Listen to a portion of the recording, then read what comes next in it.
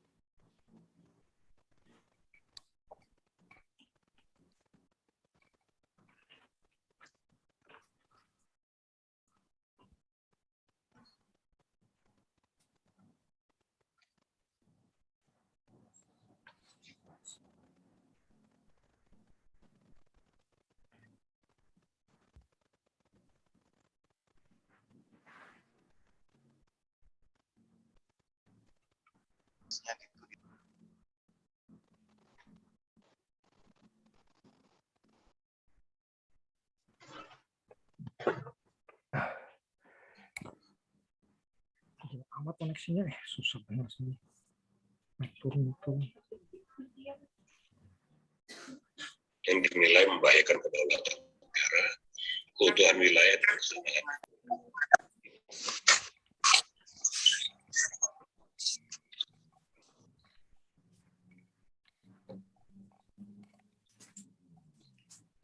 Hi everyone, and welcome to our webinar, From Minimum to Essential Force, Modernizing the Indonesian Armed Forces.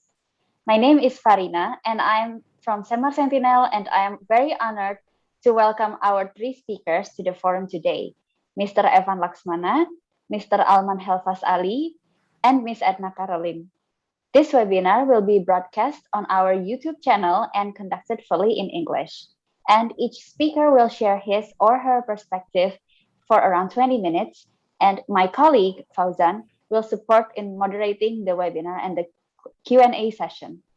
Throughout the webinar, the audience is welcome to send questions on our Zoom chat box or via YouTube live chat.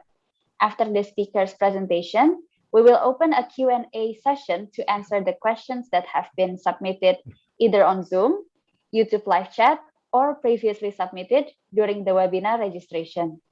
I would like to invite Mr. Alban Syasya, Director of Semar Sentinel Indonesia, to give his opening remarks to the webinar.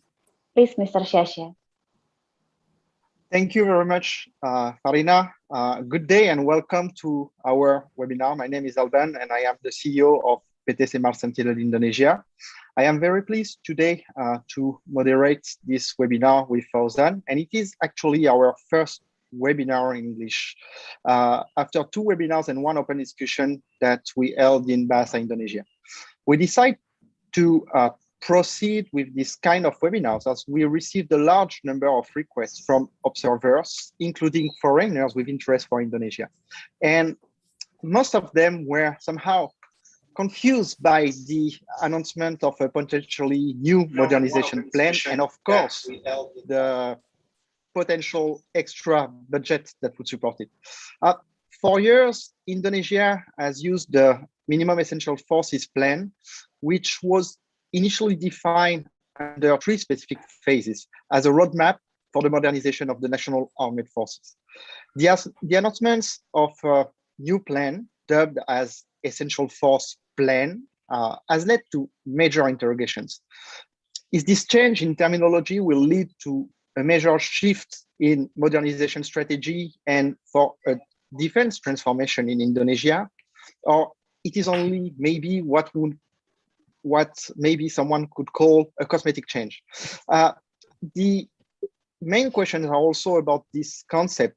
Is it based on a long-term strategy, and will it lead to sensible transformation? What would be also the impact of such plan on the mid and long term on political and economic aspects? Of course, a new modernization plan also means new procurement.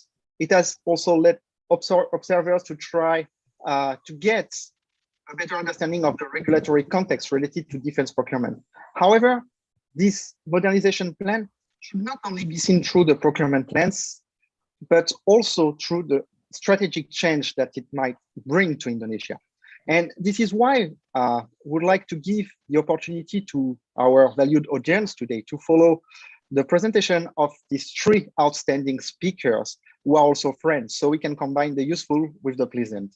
So Evan Laxmana, Edna Caroline, and Alman El-Vasali will, I am convinced, share very relevant insight to help all of us to get a better understanding of the issue. Thank you very much. Thank you very much, Mr. Shashia, for the warm welcome. We are delighted to start our webinar, and allow me to introduce our three excellent speakers.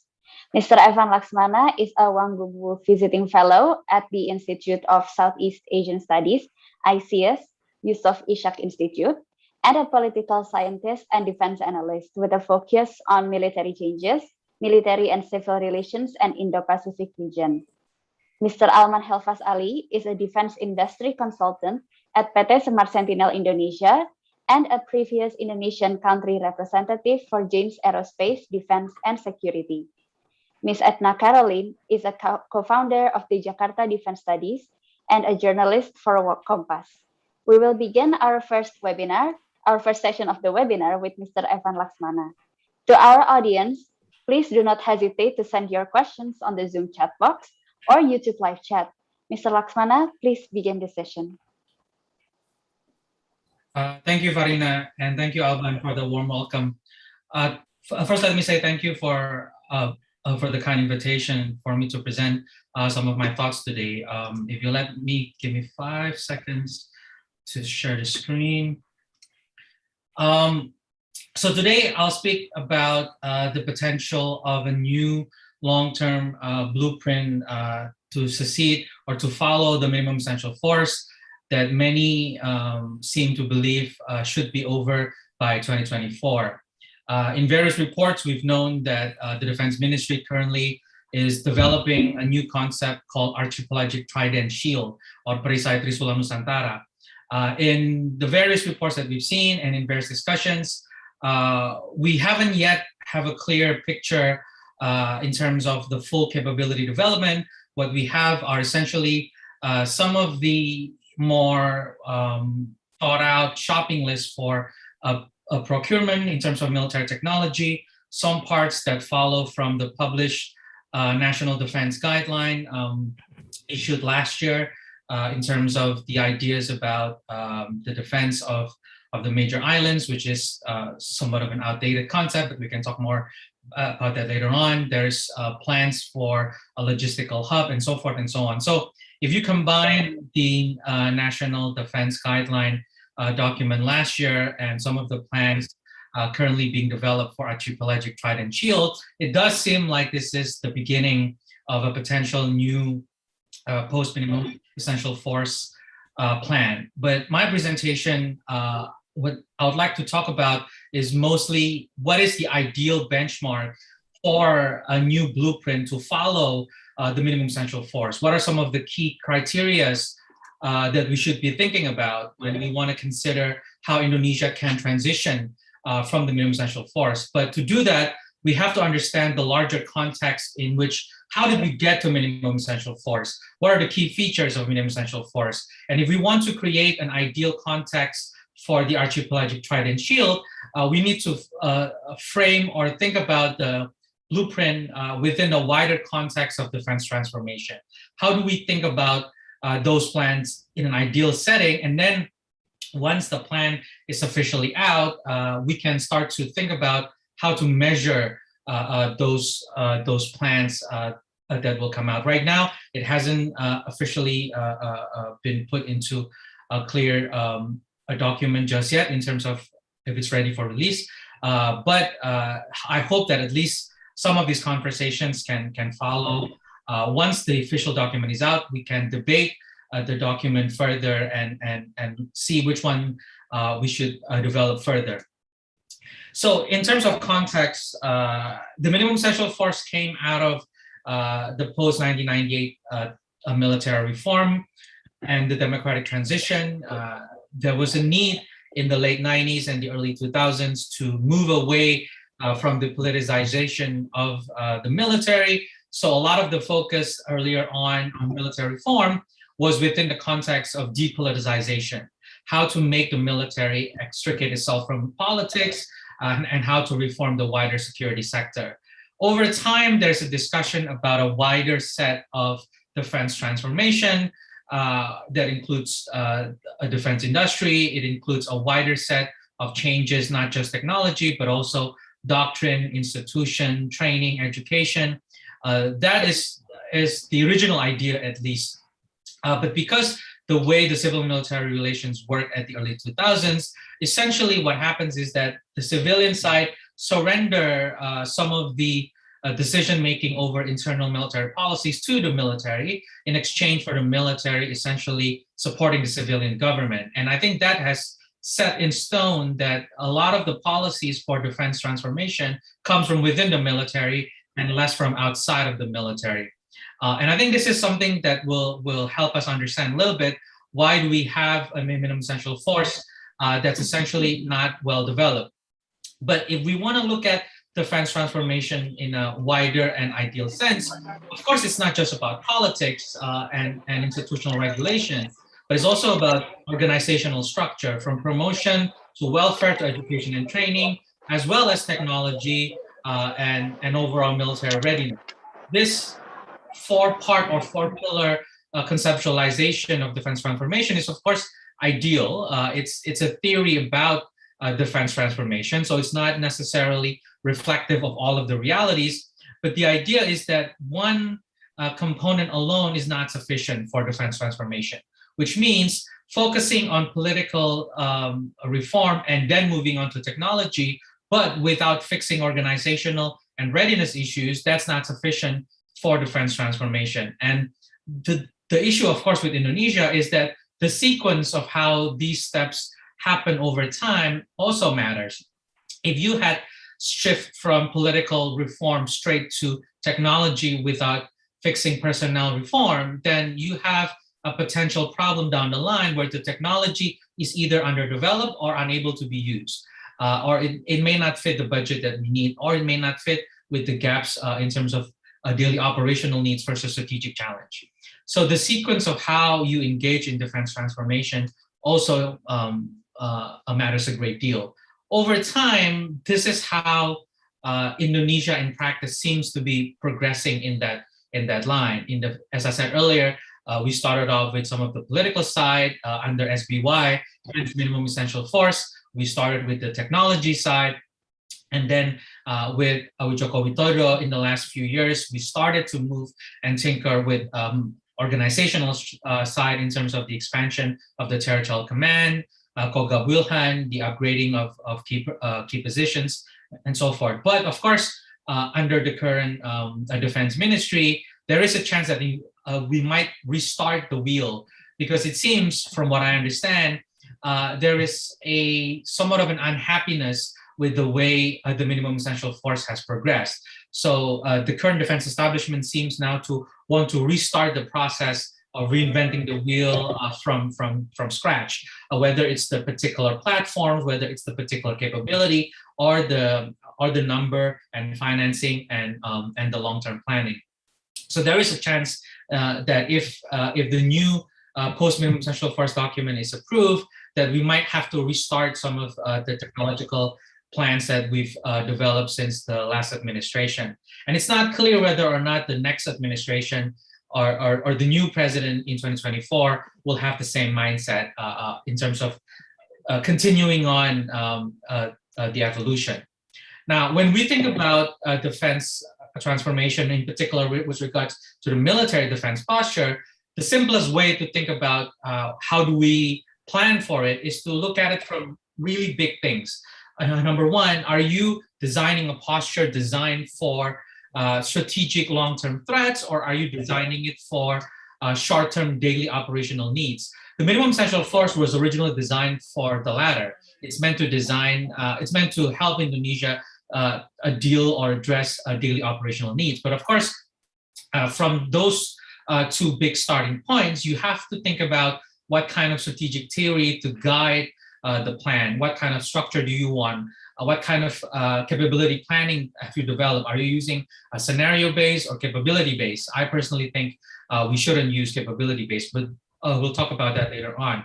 But in essence, when you design a new defense posture, you always have to balance between defense resources as well as preparing for long-term strategic needs versus daily operational need. And this is, in essence, where we are in terms of minimum essential force. In the past, minimum essential force was designed with modernization and refurbishment in mind. The aging platform, roughly, we have about 35 to 45 years worth of platform across the board. So back then, it made sense that replenishment and modernization was the key priority. The need to address daily operational challenges was also more of a priority, as well as to make sure that we have enough budget because we just came through the Asian financial crisis. So economic recovery was very much in the minds of policymakers. And of course, the idea of calling it minimum essential force is to provide regional assurance that Indonesia is not seeking a return to its more hegemonic heyday in the 1950s, that this long-term modernization plan is not designed to threaten any of our neighbors, but it's designed to improve and meet the daily operational needs. Now, the question is this sufficient? My sense is that whatever we need to think about in terms of post-minimum essential force, it cannot be just about refurbishment. It also has to include plans for a significant technological leap as well as standardization. In Southeast Asia, Indonesia has the highest number of foreign military suppliers, about 32, 33. And this creates problems for interoperability, education, training, maintenance, repair, and so forth. So the idea that we can just buy more arms from different suppliers without having a plan for standardization and technological leap is I think, counterproductive. Secondly, it's not enough now that we have to think about daily operational needs like illegal fishing, but we also have to think of strategic challenges. In the past, we've established that Indonesia now has to figure out a way to ensure that its strategic waterways in the event of a future conflict in the Indo-Pacific is not being trampled by conflicting parties. So we have to have an idea of both the daily operational need as well as strategic challenges. Thirdly, a post-minimum essential force has to include plans to revive the defense industrial base. Now, of course, this is something that my fellow speakers will speak a bit more later on. And lastly, that it needs to be more than just a technology, but it also needs to include plans on organizational structure as well as readiness plans. So in essence, if you want to think about a post-minimum essential blueprint, aside from those big themes I mentioned, we have to admit that the Air Force and the Navy has to be the central key in any plan in that sense, because if we have to prepare for regional strategic challenges, then it's the Air Force and the Navy that has to prepare for that. Secondly, whatever the Air Force and Navy has to plan, it needs to have the capability to deny potential enemies using our waterways and airspace, which means this has to be formed within the context of an anti-access and area denial capabilities. And of course, lastly, it has to be framed within the wider plans for defense transformation. But of course, these plans are very ideal and it might take a long time, but we need to consider these multiple factors because over time, we cannot just improve minimum essential force without taking the next step to having an anti-access capability, or maybe even way down the line, some sort of expeditionary capability. But of course, right now, I don't think the political decision has been made yet about whether or not we're ending minimum essential force in 2024, or we're continuing, or we're taking on unfinished minimum essential force shopping list into the new shopping list. I think that's still being discussed, so we have to see how that goes. So some final recommendations. I think the archipelagic trident shield is certainly a step in the right direction in terms of thinking what's next after the minimum essential force, but I do hope that the plan includes more than technology. In the discussion about the trident, there is a conversation about reserve component. Now, my sense is that sure, it's now mandated by law, but in reality, a reserve component is not the best use of resources for our strategic needs. I think it's a stopgap measure at best. while we wait for a new capability force to come, but it's not the main priority. So of course, personnel management and institutional structure has to follow that technological plan. You cannot just plan to have 5 new squadrons, but not plan how many pilots you need, how to train them, where, what's the cost, how many times can you train them, what kind of exercises you can accommodate, and so forth. So I think a capability plan that's just technology is not great. Thirdly, the idea for a post-minimum essential force has to include concepts. What kind of operational concept you want them to include, and not just to create a shopping list of capabilities. And I think this is a fundamental problem, because for a long time, including during the MEF preparation, our strategic planning is based on a model of capability base, which means you buy something based on the capability of the platform. Now, this is not good in the sense that it's not designed for a particular scenario, which means you cannot justify under what scenario we'll be using some of the platforms you want to use. And this is problematic because you don't have a baseline of timeline. Okay, if every day we use 10 Hercules, maybe that's a more immediate priority rather than new fighter jets. But this is a debate that I think is still being had. Overall, if there is a need to propose a new post-minimum essential force blueprint, it has to be based on a good scenario-based planning that is also presented to the public. Right now, it's difficult to accept everything at face value if you don't have the strategic theory, you don't have the personnel reform, and you don't have the scenario-based planning. So in the meantime, what do we do? In the meantime, I think investment in improving interoperability and C4ISR is important, and this is already included in the Trident discussion. And of course, if we are transitioning from a minimum essential force to something else, we need to improve our regional defense diplomacy. We need to provide assurances. We need to build our confidence building measures to our neighbors so that we are not at fault when they are more strengthened, for example, to FPDA. Now that the Europeans are coming to the Indo-Pacific, I think it's time to provide a wider sense of regional defense engagement, because right now what we have is just going through the motions of defense diplomacy and not necessarily conveying assurance. All of this, of course, can change if we have a new capital, for example. But in essence, I think these are some of the more ideal policy considerations when we're thinking about post-minimum essential force blueprint. Thank you. Thank you, Mas Evan, for giving us a very insightful presentation for our webinar today. It is interesting that Mas Evan explained the history of Indonesian defense transformation, including the MEF, and mentioned how the post-MEF program should not only talk about shopping lists or what weapon system should we buy, etc., but it should also ideally also include aspects of personnel management, organizational renewal, developing a new strategic theory and documents to guide the program, defense diplomacy up to interoperability and standardization between services. Before we move to our next speaker, just a quick note for all of our audience. We will open the Q&A session after all of our amazing speakers delivered their presentations. So if you have any questions, you can submit them in Zoom or YouTube live chat box, and our team will collect it. It is now my pleasure to welcome our second speaker, Mas Alman, who will share his presentation on formulating long-term strategic planning under uncertainties, ideals, budget, and business opportunities. Mas Alman, you may start your presentation now. Thank you, Fauzan. Ladies and gentlemen, today my presentation is about long-term strategic planning, which I also focus on the economic issues.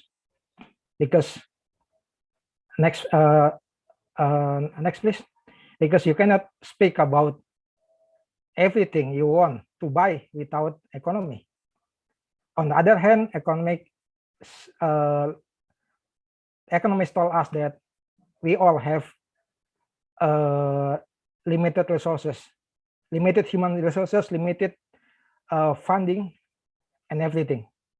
I think that's the the basic. That's the basic of the basic of the economy that we should taking into account. Next. Let's see what's going on with the minimum essential force since 2010. As of December 2020, the achievement was at 62.31% of 100% by December 2024. And then this is also related to the leadership in the Ministry of Defense. Since 2010, we already have 3 defense ministers with different style, but I can say one minister is quite success on MEF. The Mr. Yusgiantoro during the President Yudhoyono, when he started the MEF with 0%. At the end of his day at the office, his chief achievement was 55%. But unfortunately, we don't have a good minister during the first President Widodo cabinet, which achievement only rise a few percent, 7% into 62%. And then this is the challenges for the current minister to achieve the target 100%.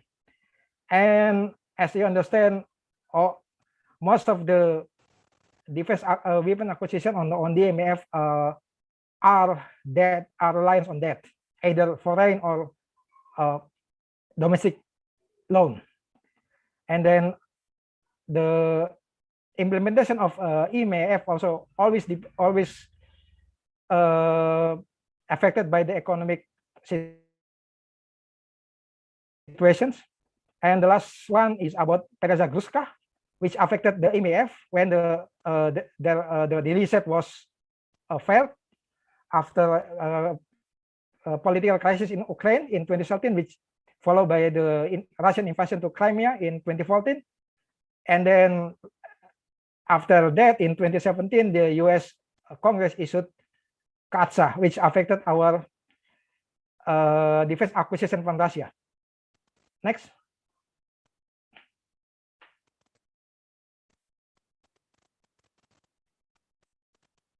So let's talk about essential force. The time frame is between 2025 to 2024. We expect to have 2 to 4 presidents during that days if we are still a vibrant democracy. If we don't have another Sukarno or another Suharto.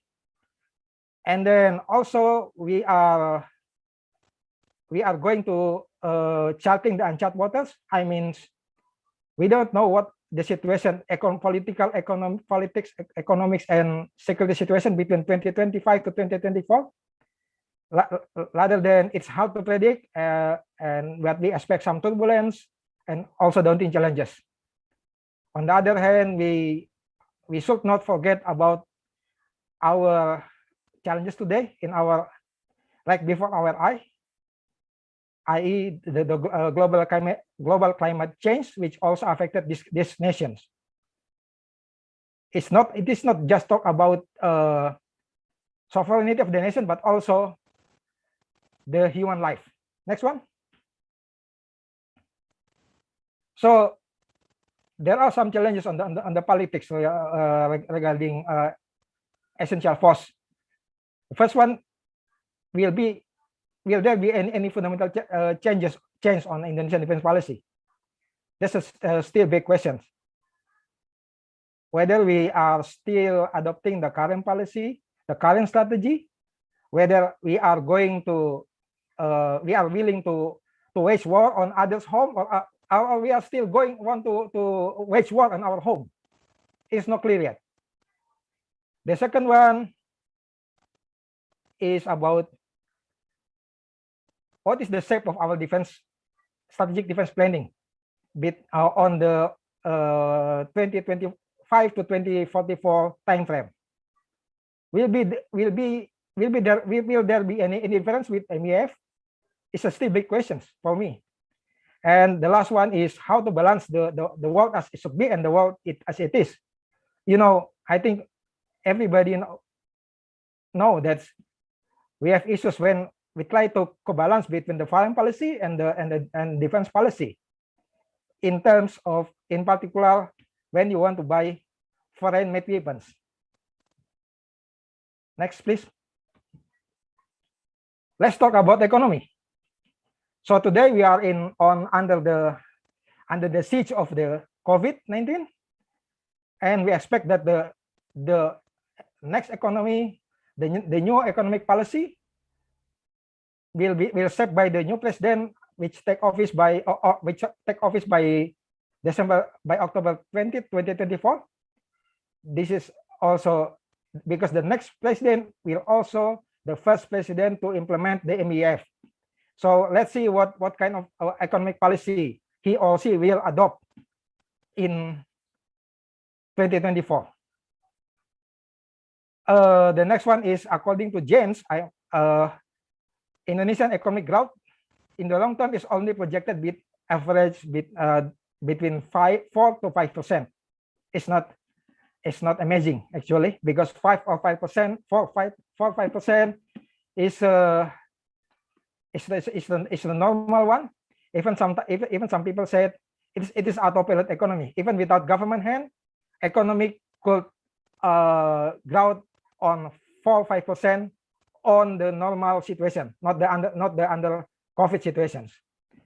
So this is the table shows that these are the projection of our economic growth, GDP growth, GDP, and also inflation.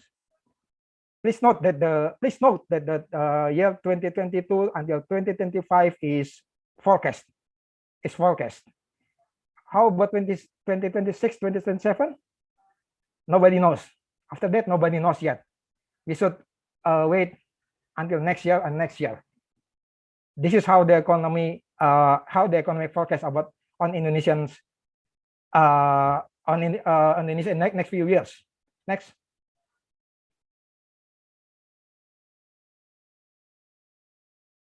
And then about the other one is about defense technology industry. The global defense industry development will focus on automation, autonomous weapon. It will be challenge for us, for Indonesia, because on one hand, we will buy, if we will buy more weapons from foreign countries, which most of the weapons are adopted automations, means more automation, less human resources. This is an issue for Indonesia. And then on the other hand, the good news is about it is more expensive to develop advanced weapon system today. So this is driven some countries to cooperate in terms of consortium to set up consortium in order to develop weapon system. This is opportunity for us. And then on the other hand, the next one is more developing countries are enforcing offset policy for weapon acquisitions. And the last one, don't forget about defense technology. Defense technology is not agnostic. It's always related to the national interest. Defense technology is always about string attached. You cannot separate between defense technology and the national interest. Next. Okay, let's talk about budget. A senior defense ministry officials told me a few months ago that it is expected that Indonesia will only spend around 0.8% of GDP in the long term for the defense budget, with assumption that if Indonesian economic growth is better than today, then the defense budget figure will be higher, even it's only 0.8% of GDP. And then the second one is about budget projection. I quoted it from James. Until 2025, our budget only between $9 billion, and then to some down to $8.8 billion, $8.4 billion until 2025. This is due to the current forecast based on our current economic development. In terms of different procurements, in next year we expect only $908 million. Please note that this number, $908 million, $926 million, is what we call rupiah murni, which means the budget is the budget source is from the national defense budget, not from foreign loan or domestic loan. So this is the and then the Ministry of Defense has estimated that on between 2025 to 2044, the minimum requirement for budget for foreign loan is $79.3 billion. If you it means there will be for time frame for pace of essential force. It means in every pace of essential force, it will require at least $20 billion foreign loan, which is the number is not different with today. But whether government at the time will meet the $20 billion requirement for every pace is a big question yet. And then also regarding the foreign loan, the Ministry of Finance also provide domestic source counterpart budget in Indonesian rupiah for any foreign loan, which consists of 15 to 20% of the total program budget. This is big challenges today for the government due to the COVID. And then we also expect there will be domestic loan in order to finance the acquisition from local defense industry. But we should note that either different budget, foreign loans, domestic loan figures will depend on the economic development and also debt to GDP ratio in the years to come. Next.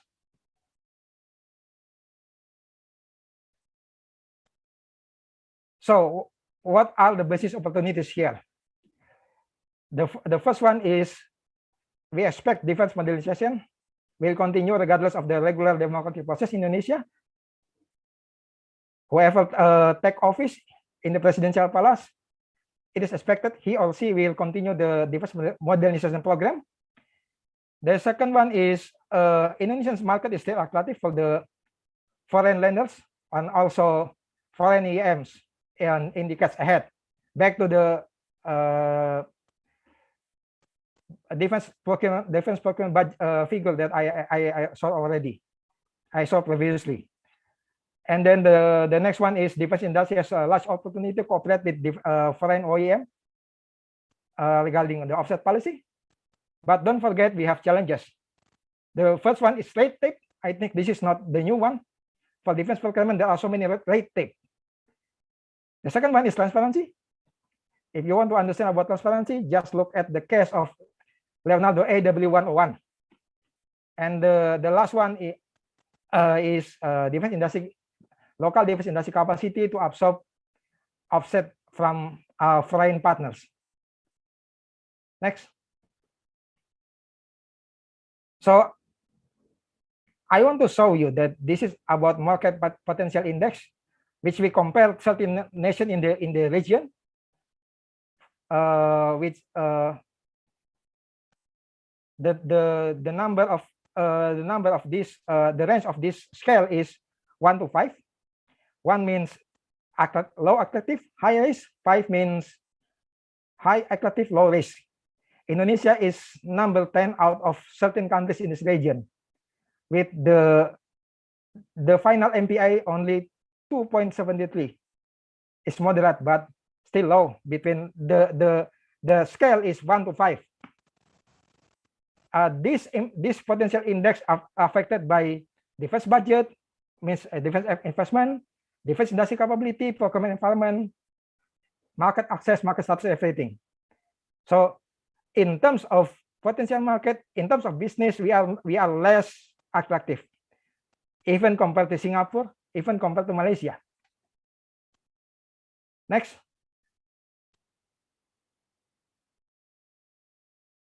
So the key takeaway are, first, I still doubt about the fundamental changes on Indonesian defense policy, also strategic defense policy, but we expect that economic growth in the long term is average between 4% to 5%, and don't expect a big growth of defense budget figures in the years ahead. We are still under the siege of COVID. We don't know what happened after 2024. We hope that COVID has been chased after 2024. And we have $79.3 billion foreign land requirement until 2024. That's the conservative number. That's the conservative estimations. And another question is about whether Indonesia will adopt more automation weapon systems in the future. Because if you buy foreign weapon system, most of them are and will adopt automation.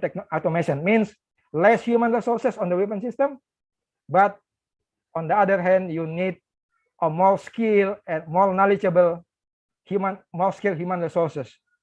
That's an issue for the armed forces.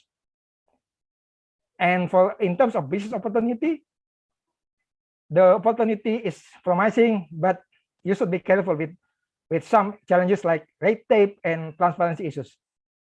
Thank you. That's my presentation. Thank you, Mas Alman, for the great presentation. If I may summarize it, there are still doubt or challenges about fundamental changes in Indonesian post-MEF defense policy and strategic planning, particularly when it comes to budget, choice of weapon system, red tape, and transparency. It is also interesting that Mas Alman raised the question of whether or not Indonesian defense industry will be able to absorb all the offset and transfer of technology that the new program, the post-MEF or the Essential Force program will bring as required by the defense industry law. A quick reminder for those who have just joined our webinar, once we get past the presentation session, we will invite everyone to ask questions to our speakers, and we will try to get through as many questions as we can. Therefore, if you have any questions, you can submit them in the Zoom or YouTube chat box. Let's welcome our third speaker, Mbak Edna, who will give his insight. Mbak Edna, you may start your presentation now. Thank you very much, Fauzan, and thank you, Alban, for inviting me for the second time. I hope my presentation will complete the other two of my colleges. So this is my PPT. Is it okay yet? Okay. So I would like to start from what Alman said before about his pessimistic view on the essential force defense planning. So I will highlight on the challenges, especially because it seems that I have a similar pessimistic view on whether the EF is fundamental changes in MEF. So we should go from the 2014. So there is a intention to change from minimum essential force to essential force, because start from 2070s, the minimum essential force is a policy that collegial policy. It means that it's after talking with Bapenas and finance minister and then the Minister of Defense. It seems like the tsunami in Aceh highlight the needs of Indonesia to modernize its weaponry. And then after they have a political agreement, I mean informally in 2007, the MEF started in 2009. So the terms minimum was partly have a purpose to serve the regional. I mean, Indonesia didn't want to be seen as a more aggressive country, so this is only a minimum. But internally, back in 2014, there are also some discussion about it will change automatically to essential force. So the concept is not new actually, because it's already been discussed in 2014 that after the minimum essential force program finished in 2024, we're going to the more essential force without the minimum terms. However, it needs a cascading review before jump to essential force planning. You see, back in 2010, there already met some obstacle implementing the program because of the inefficiency in Indonesian financial process. So there were several adjustments. The first one, as far as I know, 2010, and after that there are some adjustment as well, because they have to, as Alman said before, they have to cope with the economic condition as well.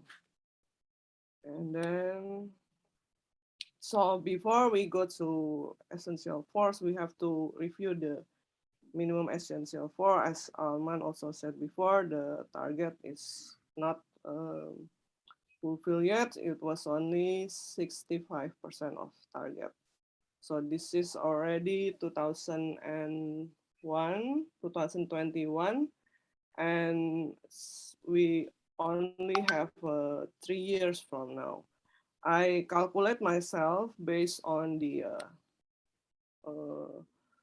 previous procurement program. I mean, from this graphic, I'll calculate myself that it needs around 70 to 80 trillion a year for procurement only. So it's quite a very big number because, for example, in 2021, the procurement budget is only 40 trillion. It's 30% of the total defense budget. So it's only meet 50% of the needs. Alman already present about the economic background of this, so I will not go to that again. But we can see that there are very big problem in financial. I mean, I think that's the biggest obstacle in the implementation or realization or modernization of the TNI. Bu Edna, and I apologize, but our audience asked if you could speak a little louder. Oh, okay. I'm sorry. So, Thank you. is it loud enough now? Yes, enough, Bu. Thank you. So, this is the graphic that I showed before. So we can see there is a steep progress 2014 to 2019. But you can see that there are difficulties because the Minister of Defense from 2090 have to fulfill a very steep slope here. That's why the financial needs is very big.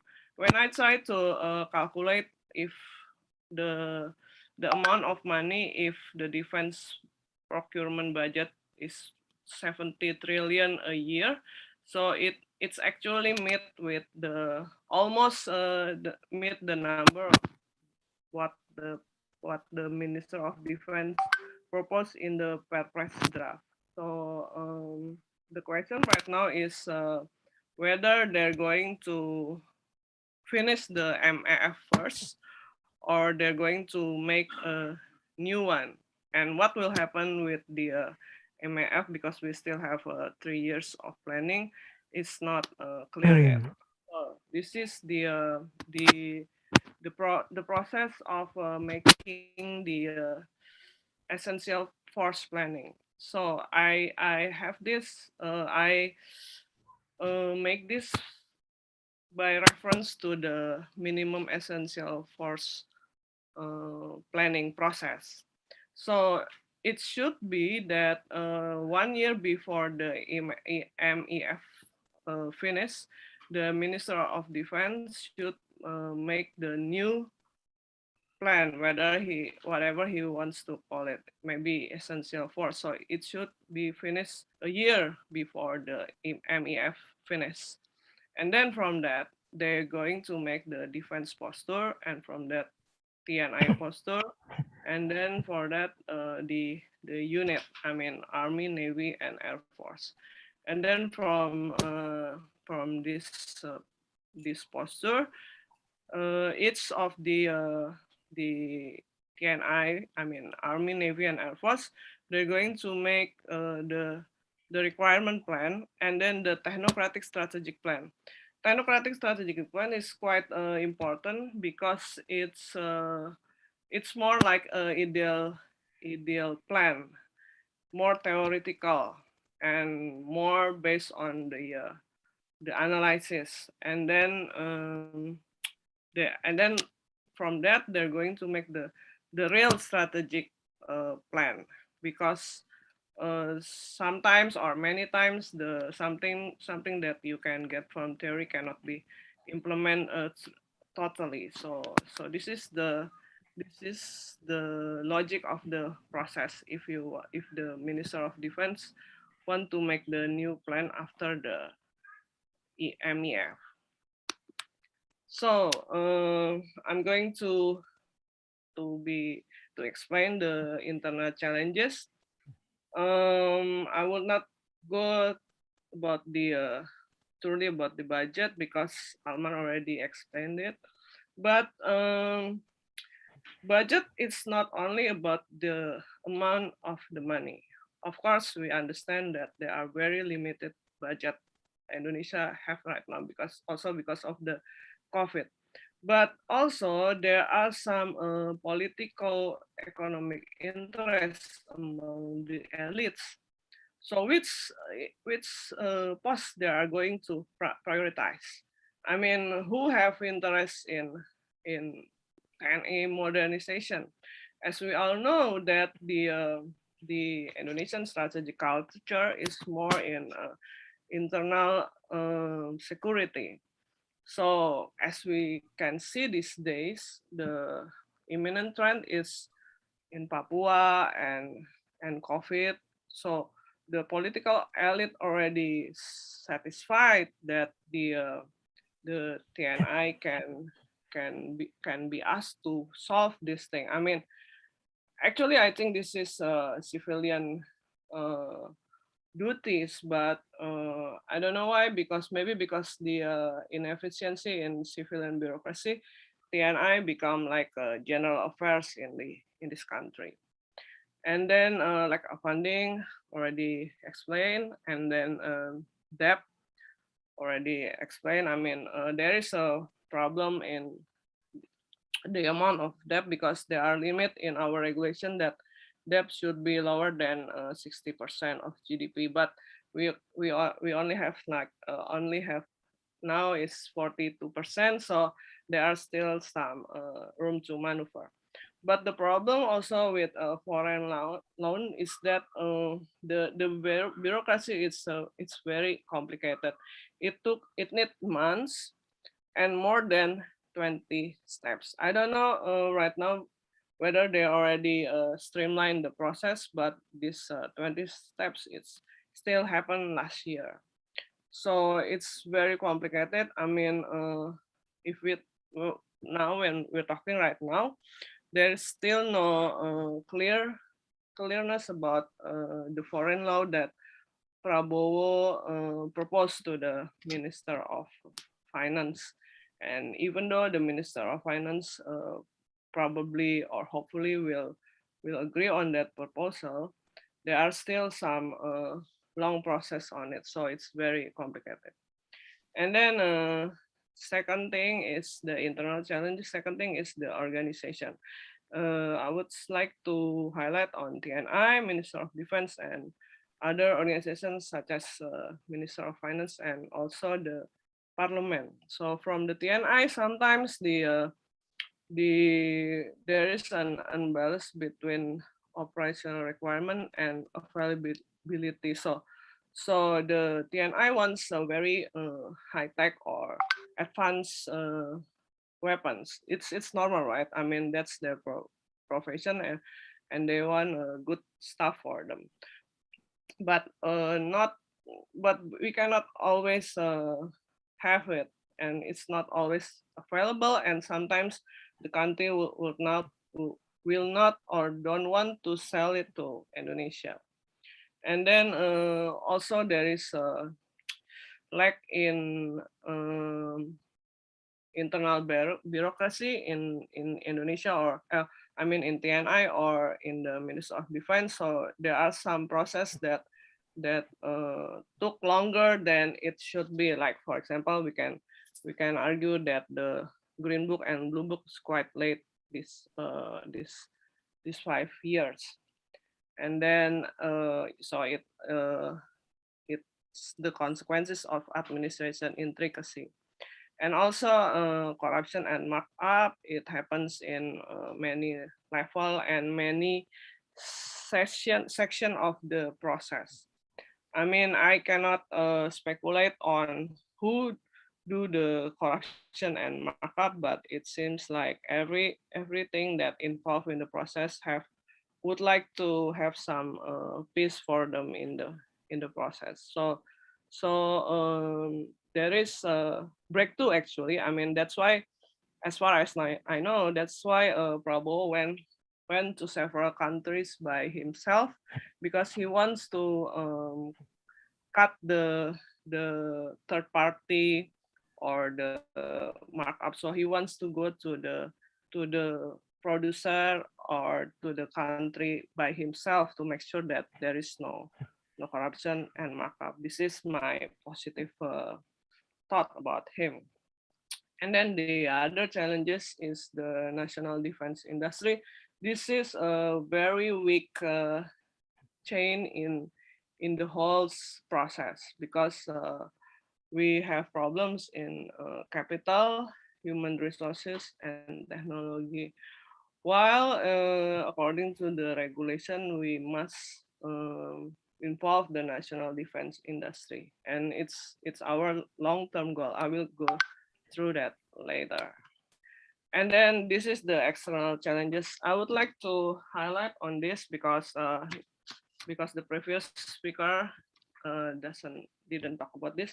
So because of Indonesia have a free and active foreign policy, this is in other words, we can say that Indonesia doesn't have any friend. So we cannot have the best weaponry that we want. That's the thing that I mentioned earlier about the requirement and availability. Because of and then this, I will give you an example, a case that happened in 2003. So we bought Sigma class from Netherlands, I think, and then the contract was signed in 2003. But after 2003, there are some details that have to be agreed through contract for 2 years, 2003 to 2005. And it's mainly about the weaponry system. So we already have the contract in 2003 for the body of the ship, but the system and the weaponry system, we have to talk about it more for 2 years. And for example, the first ship was the KRI Diponegoro, I think. So the Karya Diponegoro steel cutting is 2004. And then after that, still discussion, and then because most of the weaponry system not came from the Netherlands, but it came from other NATO countries. So it seems that in that time there was a fail in the agreement about the weaponry. That's why we cannot use the exocet. That's why then we adopt Rudolph from China, C802. But then after other talkings, after years later, we can have the exocet. I mean, but you can see the problem with free and active policy, right? I mean, they don't want to give us the ultimate weapon that we want and we need, because as we know, the future warfare will be heavy in technology, especially cyber and I think electromagnetic, and we don't have that technology. We have to buy it. But the problem is the country who have it and can provide it, not all of them want to sell it to Indonesia. So this is a very big challenge in TNI modernization. And its policy, its producer have their own policy. I would like to give you another example, like India in submarine contract with the Korea. It was signed in 2011, but it's effective in 2014. So it took 3 years to be effective. I mean, right now the contract is not effective yet. Also, I mean, for the weaponry procurement by Mr. Prabowo Subianto. Another example also in when we bought the Vanspeak ship, the US didn't want us to use the harpoon, right, the weapon. So this is a classic problem, but I don't think we can solve it in the near future, because this is related with our free and active policy. And I mean, lots of question about CATSA, right? And why, for example, Turkey or Egypt dare to face the US and still buy Sukhoi, but why Indonesia don't have the guts to do that? And then, okay, and then the only, so from that we can conclude that our long-term solution is to have to enhance our national defense industry. But it's a very I don't want to say it's tricky, but it's very complicated thing. I mean, I never see the government really want to invest money or human resources in our defense industry, because it took years, right? I mean, for China, it took like 50 years to become more mature in their defense industry. 50 years, and the as I said before, there is a political economic interest in our budget. And then in order to enhance our national defense industry, we also need interested partners. So the country or producer who wants to share its technology with us, and sorry to say, but since we are start from a very low level, so the partners should be, you know, very accommodative to our needs. And it's also needs comprehensive approach, because right now, if we can be honest to ourselves, our component industry is quite degrading.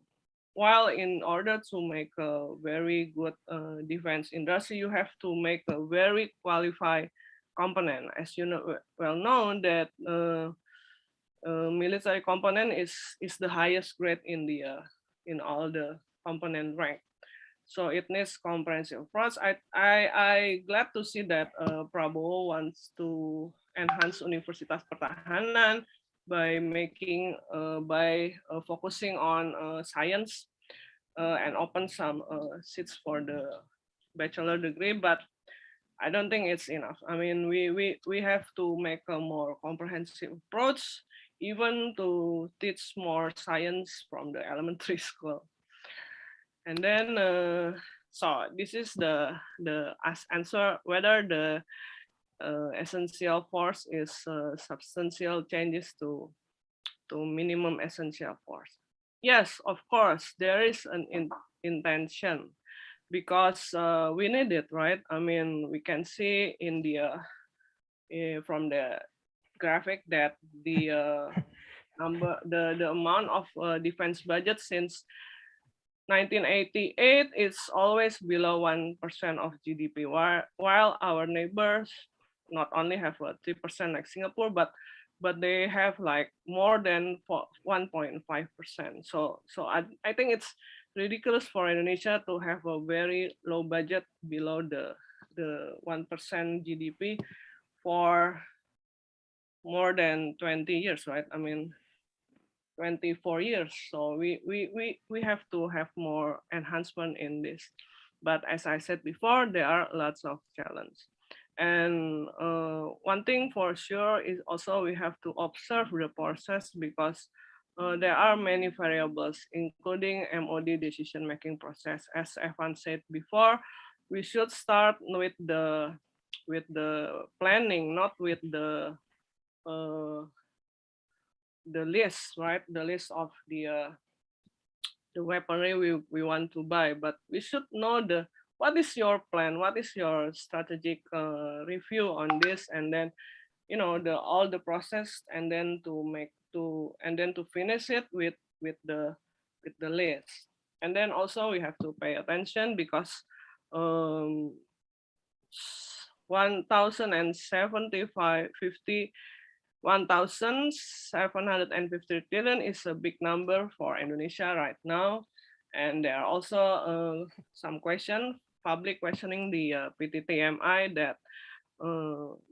that lead by Prabowo close friend.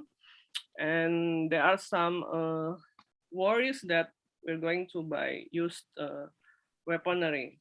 And we learned from the past that it's not good for our purpose in defense and long-term planning.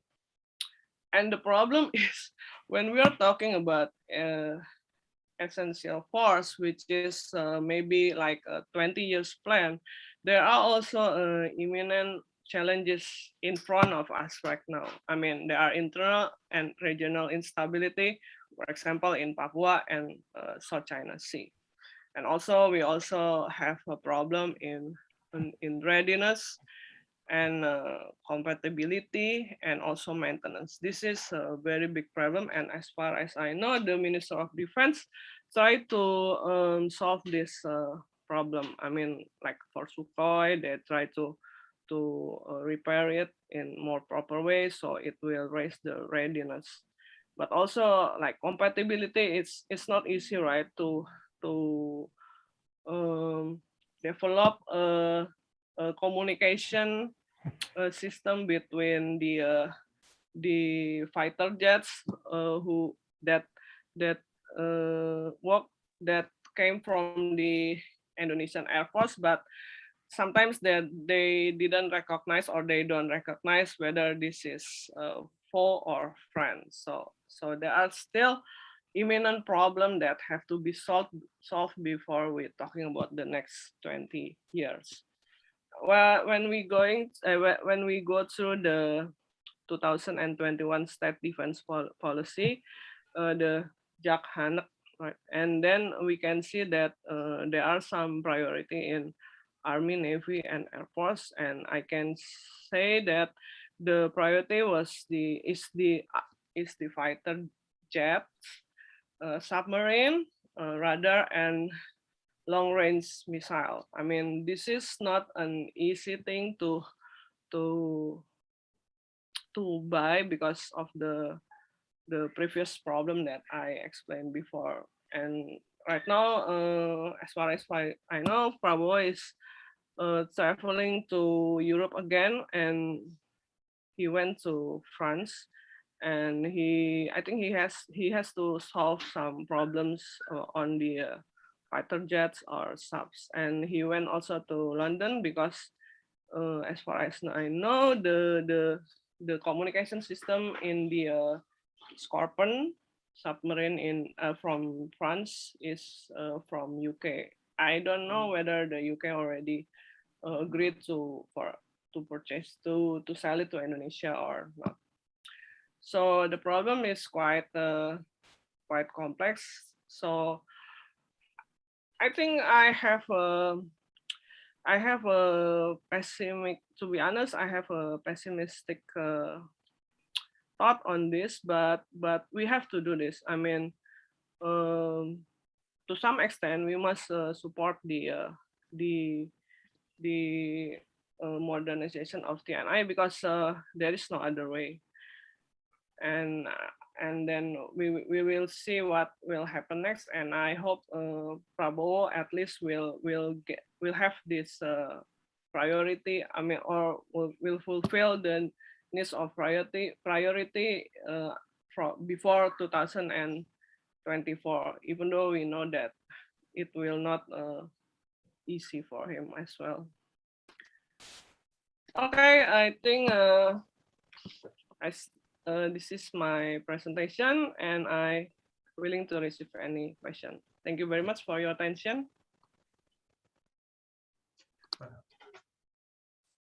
Thank you, Mbak Edna, for the excellent presentation. It is interesting that Mbak Edna explained the internal and external challenges that the Indonesia's post-MEF program must face, including the ongoing COVID-19 pandemic, domestic political and economic interests, unbalanced operational requirements, and our free and active foreign policy. Mbak Edna also mentioned several problems in TNI's previous procurement and proposed several long-term solutions, such as enhancing our defense industry's capability, making sure that we have the political will needed to support the post-MEF program, and a comprehensive approach. With the last presentation from Mbak Edna, we will now enter the Q&A session, which will be moderated by me, Mr. Alban, and Anastasia. Thank you very much, Fauzan. So I will start with two questions that we received during the registration, and one question that we just get on the chat. So the first question is from Panovan Iman Santosa from the Jakarta Post. And his question is, what is the ideal structure for TNI? From Eru Setio from the University of Malang, who is asking more particularly to Edna, considering that there are still many people who are antipathetic to the modernization plan, how significant is the role of the media today in educating public about the need to modernize the armed forces? And the third question is the one we just received on the chat box from Teresa from Indonesia Military Forum, which is quite an interesting question because there has been quite some debates recently in Indonesia. I mean, from someone who wants to discuss about this topic and about the current exercise which is going on between the US and Indonesia. And the question is, in recent time, US has been getting closer to Indonesia in military cooperation. One US effort is to involve Indonesia on several exercises like Garuda Shield, Karat, or Cop West. Will these close make it easier for Indonesia to get weapons from US? So who would like to start to answer to this first set of questions?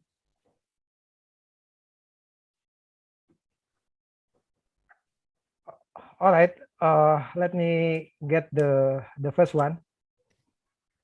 The first question is about ideal one, okay? Well, yeah. it is very difficult to define what is the ideal one, whether it is quality or quantity. But my personal opinion is the ideal one is if we can wage the war on others' home, not waiting the enemy come to our home and then we assume we can pull back like the regular exercise done by the TNI. It is not impossible. It is impossible. If the enemy is stronger than us, how can you repel the enemy who already occupy your home? The second one is about the chance to buy more US weapon systems. What we learned from the Suharto eras, the new older eras, how to get Western weapon system is an art. How you can convince the US that you are eligible to have the transfer of US weapon systems. So the art here is on diplomacy, not just on Ministry of Foreign Affairs, but also on Ministry of Defense. How to play the art of diplomacy here? This is a big question. If you see during the Suharto eras, all the lobby about on planning to buy US weapon system is done behind the closed door. And from my understanding from the US perspective, US are keen to sell the advanced weapon system to Indonesia. Now it's dependent on Indonesia whether it's ready to in terms of financial to acquire the US weapon systems. Please note that the US offer the new one, not the ADA. So like F-15, my understanding is US is still formulating the proposal, which led by Pentagon, and it is expected that during the fall of this year, the proposal will be submitted to Indonesia. So to a certain extent, US is keen to sell the weapon system, but not the last advanced one, not the F-35.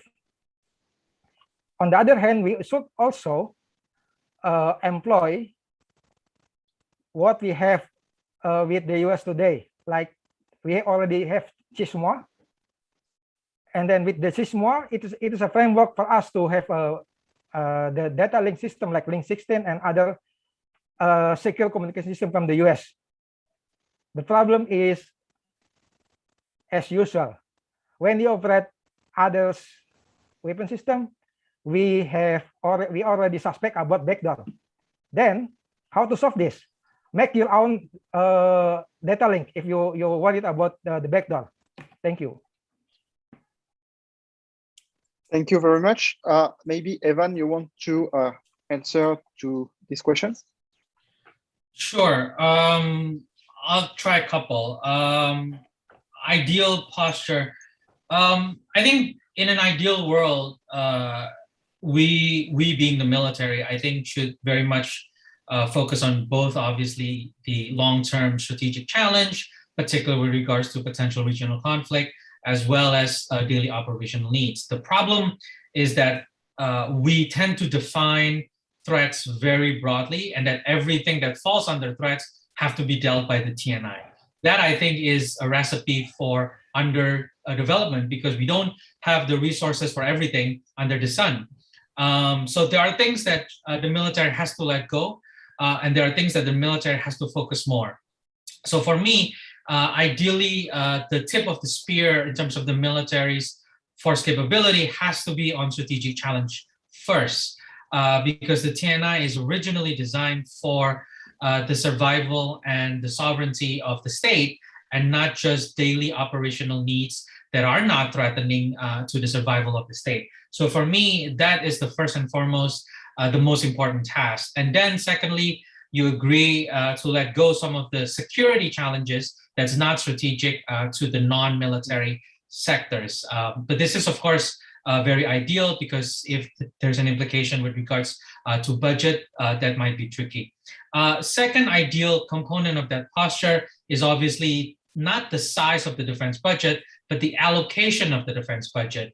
If the majority of your defense budget, between 50 to maybe even 70% at some year, goes to personnel rather than procurement, R&D, training and exercise, I think that is a problem. So in an ideal supporting posture for the defense, that allocation, I think, has to be changed, which means there needs to be a difficult conversation about the size of the force.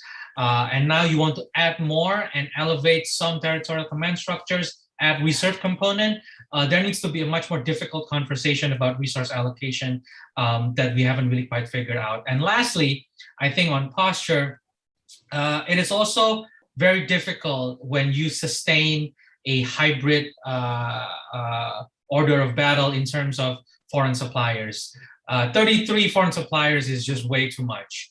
And this means there needs to be a difficult conversation again if we want to sacrifice some autonomy to save costs, or do we want to sustain autonomy but have more costs when we have interoperability problems, training problems, maintenance problems down the line. And I think without a conversation on these three difficult questions, whatever posture we have is at best can be described as patchy. It depends on what we can buy. We don't have economies of scale, so we buy a few platforms to make it seem like we're progressing, but it doesn't translate into wider force capability development. Last question, I think, in terms of the US exercises, I think we have to be careful for a couple of reasons. Exercises are meant for a particular purpose. Number one, I don't think it translates to foreign policy orientation. We need to be careful about that. Just because we do more exercises with the US doesn't mean we're automatically more aligned foreign policy, as well as with China. So foreign policy alignment, I think, is something separate from the particular exercise. Exercises is a consequence of that alignment for sure, but more exercises doesn't mean more foreign policy alignment. Second cautionary note about exercise is that it doesn't necessarily translate to procurement. The second, maybe most frequent partner that we engage in exercises outside of the US is Australia, Singapore, and Malaysia. Does that mean we buy stuff from Singapore, Malaysia, or Australia? Not necessarily. So in fact, our own data set shows that most of our exercises is not with the US. It's with Singapore and Malaysia historically, and then Australia, and then the US. So we need to be careful about using size and frequency of exercises as a predictor of procurement. Procurement, as Alman has said, is a lot more complicated. There's issues of compatibility, licensing, financing, etc. And I think it's hard to take one headline about the Garuda Shield and assume that we're going to be flush with US military weaponry down the line. Thank you. Thank you very much, Evan. Edna, please. I would like to answer the specific question towards me. So the public support, right? So yes. According to Compass polling back in April 2020, there is a massive support for TNI modernization. So maybe this is a bias polling after the Nanggala accident, because the number it's very high. It's like 92% of the public agree for the TNI modernization. So it's a very big number. So I don't think the people are against the process. Although I would like to underline that it's not the people against the modernization, but we are concerned about the process itself. As the two speakers mentioned earlier, there is no documents yet, so the civil society cannot access to the information quite truly. So we're still waiting for that, and I think the people support it, but we want the procurement of weaponry to be more transparent. and have more good governance, because it's a very big money and it has long consequences. I would like to also comment on the exercise.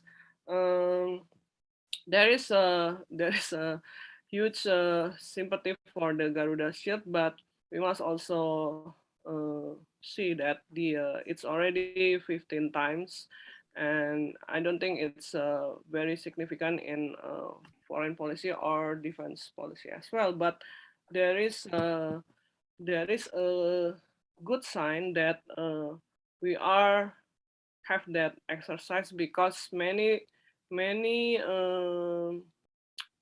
people, I mean, inside the country and outside the country, are that they thought that we are more inclined to China. So I think this is quite rebalancing or balancing to some extent, even though it's not very significant, because it also have the U.S. Army interest on it, and this is a quite routine exercise. Okay, I think that's all from me. Thank you very much. For the next question, we have Colonel Dr. Irkri Rizanti Nudiansyah from Indonesian Navy. This question is for Mas Evan. How many years before the post-MEF program is achieved? How much budget is needed? How will it fit with the Big Island Defense Strategy or doctrine? The next question from Alfi Shahrin Arya Waskito from Jatasin. Reflecting on the previous program, MEF, that faced many challenges such as delays in procurement, budget limitation, unhealthy amount of revisions up to international politics like SU-35 and US CATSA, what should the government learn when it draft and execute the post-MEF program? For other speakers, feel free if you want to jump also into the question. Thank you. It's a difficult question, right? Because we don't know the answer to that question in terms of how far. The plan is something between 20 to 25, but of course, trying to set procurement lists, assuming that the post-MEF is 90% procurement, it's always something that's almost impossible to do. You can try to plan for it, but having a procurement set and budget set for 25 years is almost impossible to do. It's very difficult. So I'm not sure if that's a feasible step. Second problem with long-term plans with Indonesia is the habit of changing things. As Edna mentioned, even the MEF was modified a couple of times over the years. And the reasoning for that, for those particular changes are not always clear. Sometimes it's about the year-to-year budget fight with the finance ministry. Sometimes it's about changes in how you perceive your operational requirement and so forth. So having something that's a 20 to 25 year mark is always a problem from an execution standpoint rather than a framework standpoint. A budget is also, of course, a tricky problem because the kind of shopping list approach that we've been doing is we're not benchmarking it based on a particular scenario at any given year, but we're benchmarking it based on what kind of capability we want to bring and how quickly we can bring them online. And this is a whole set of different problems. What happens if you plan for a new Air Force or a new naval capability development that won't come fully online for the next 10 years, but something happens in the next 5 years? So this is something that is always tricky because our approach to the shopping list is not based on a systematic scenario-based planning. So we don't know if and when that's going to happen. But that approach of shopping list is always flexible for us. It allows us to ideally propose a huge chunk of lists. And that list can be as much as the $130 billion that was discussed over the last few months. It could be as minimum as $50 billion that is likely to be approved. So advocating for a budget size is tricky when the basis of that procurement shopping list is questionable at best. Secondly, on the Big Island doctrine, this is a little bit tricky. The idea of the Big Island defense is not new. It's not a new doctrine that we propose. Benny Murdani had tried to do that a little bit further, but even before, the idea of compartmentalizing Indonesia into strategic zones to defense goes back to the revolutionary era. And that's the nature of strategic geography. We cannot change the fact that our country is compartmentalized by geography. So whether or not we like it, there are concerns about defending particular islands. But the issue is, of course, how can we update? How can we update those antiquated ideas about big island defense with contemporary capability plans and development? And this requires, I think, a bit of a different mental switch. For me, as Alman said earlier, the idea that the defense starts when the enemy invades and occupies, it's already too late. And that means developing capabilities to prevent the enemy from coming. And that means developing the long-range surveillance and planning, developing anti-access capabilities. Those are things that could update the outer layer of our so-called buffer zone. That's the focus of the long-term planning, and less on the inner core, so to speak. This is why I think debates about the strategic theory in which you guide the post-minimum essential force is something that we need to have. We cannot just assume buying more weaponry is equivalent to strategic readiness. And I think this is something that we don't have an answer yet. It does seem, from the conversation I've seen, it does seem that the Army way of looking at strategic planning and defense policy is still more prevalent compared to how the Navy and Air Force thinks of the strategic environment. And I think this is a debate that will continue, and I think it will continue on to the post-minimum essential force era. Thank you. Thank you, Mas Evan. Baitna or Palman, is there anything that both of you like to add to the question? Yes, thank you. I think if we discuss about the budget, you should don't forget about the base of the budget is the economic development. That's the main issue. Yeah, I understand that most of the military officers never think about economic development because it is not their domain. But if you think on strategic level, you should consider, you should taking into account on this economic development. My concern is about how about our economic development post 2025, post COVID. There's an issue, and more of economists or only can say our economic growth will only be 4 to 5% in the long term. That's the best question we can have today. We cannot give forecast after 2025. How about 2026 until 2044? Nobody can forecast that.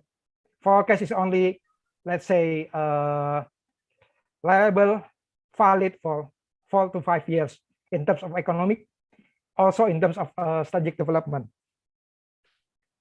On the other hand, the question regarding the external factor that affecting our force planning, like the US Russia reset or Teresa Gruska, and we should make some space if how we adapt with such development. We should expect the unexpected. Nobody can forecast on strategic development more than 5 years. Even within 5 years, you can make some wrong. Thank you. Thank you, Mas Alman. Right now, if you want to add something. No, thank you. Okay, thank you. Okay, thank you, Fauzan, and thank you. Now thank you to all the speakers. Now we will enter to the next set of questions that might be related to more strategic level. First question from Ian Montratama. Pertamina University. What is the logic behind the master plan and would it be doable? And then the second question is from Ruth Priscilla Simamora, Oslo University. How urgent is it for Indonesia to modernize its weapon system?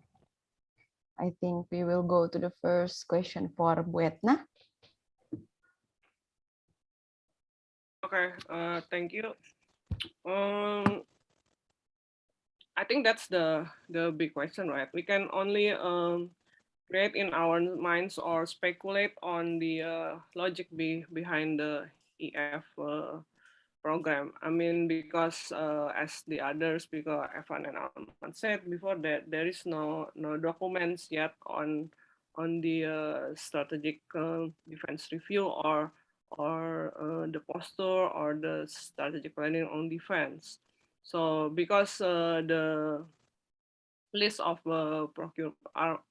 weaponry procurement come out first, so and then the logic behind it has not arrived yet until today. So I think that's the big question. And then I cannot answer the question because we still wait for the Ministry of Defense to have more comprehensive explanation on that matter. Okay. Maybe Pak Alman want to add something? I think it's hard to explain what is the logic behind this plan, as long as we don't have clear explanation from the Ministry of Defense on what program they want to do on not just next years but coming decades. And for the second one is about the urgent of modernization. It's very urgent. You can't buy a weapon when you are invaded or you are at war. It will take 2-3 years after the contract signed in order to receive the new weapons. It's just the delivery. It's not included how to prepare the human resources, the crew of the weapon systems. So weapon system procurement is a requirement and it's urgent today because if you see our weapon system, it's back to 1980s at least. So we are in 21st century.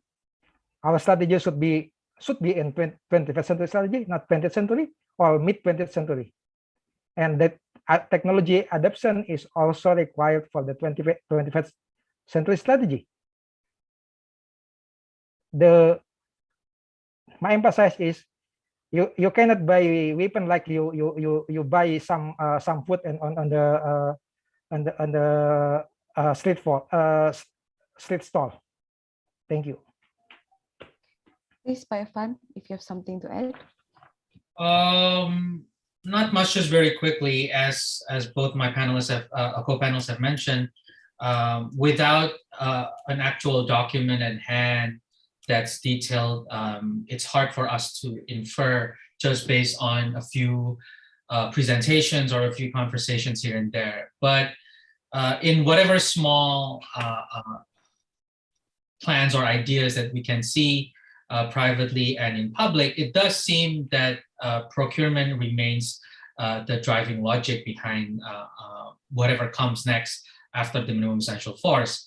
The issue is about what kind of long-term planning, the issue with regards to what kind of financing, which suppliers, what kind of offsets. These are things that I think are still being discussed. So I think right now, I don't think we have a solidified, settled and systematic plan as yet. So it's hard to infer. But if there is one basic bare minimum logic is that procurement is right now, I think, the top priority for the Defense Ministry. And there's certainly much more energy put into procurement above all kinds of other defense policy, whether it's defense diplomacy or something else. I think procurement remain high. And I think this makes sense in the sense of the urgency for modernization is real. Over a dozen accidents in the last few years certainly highlights that point. The decline in operational readiness is certainly there. But the issue is, again, do we have time to do this properly and systematically and coherently, or do we just jump from one shopping list to the next? This is, I think, the key question that we haven't really quite figured out yet. Okay, my last question from me, because the procurement process takes quite a while, and as Pa Evan said, that the decline in operational readiness, how far do you think that the Indonesian government will support this program?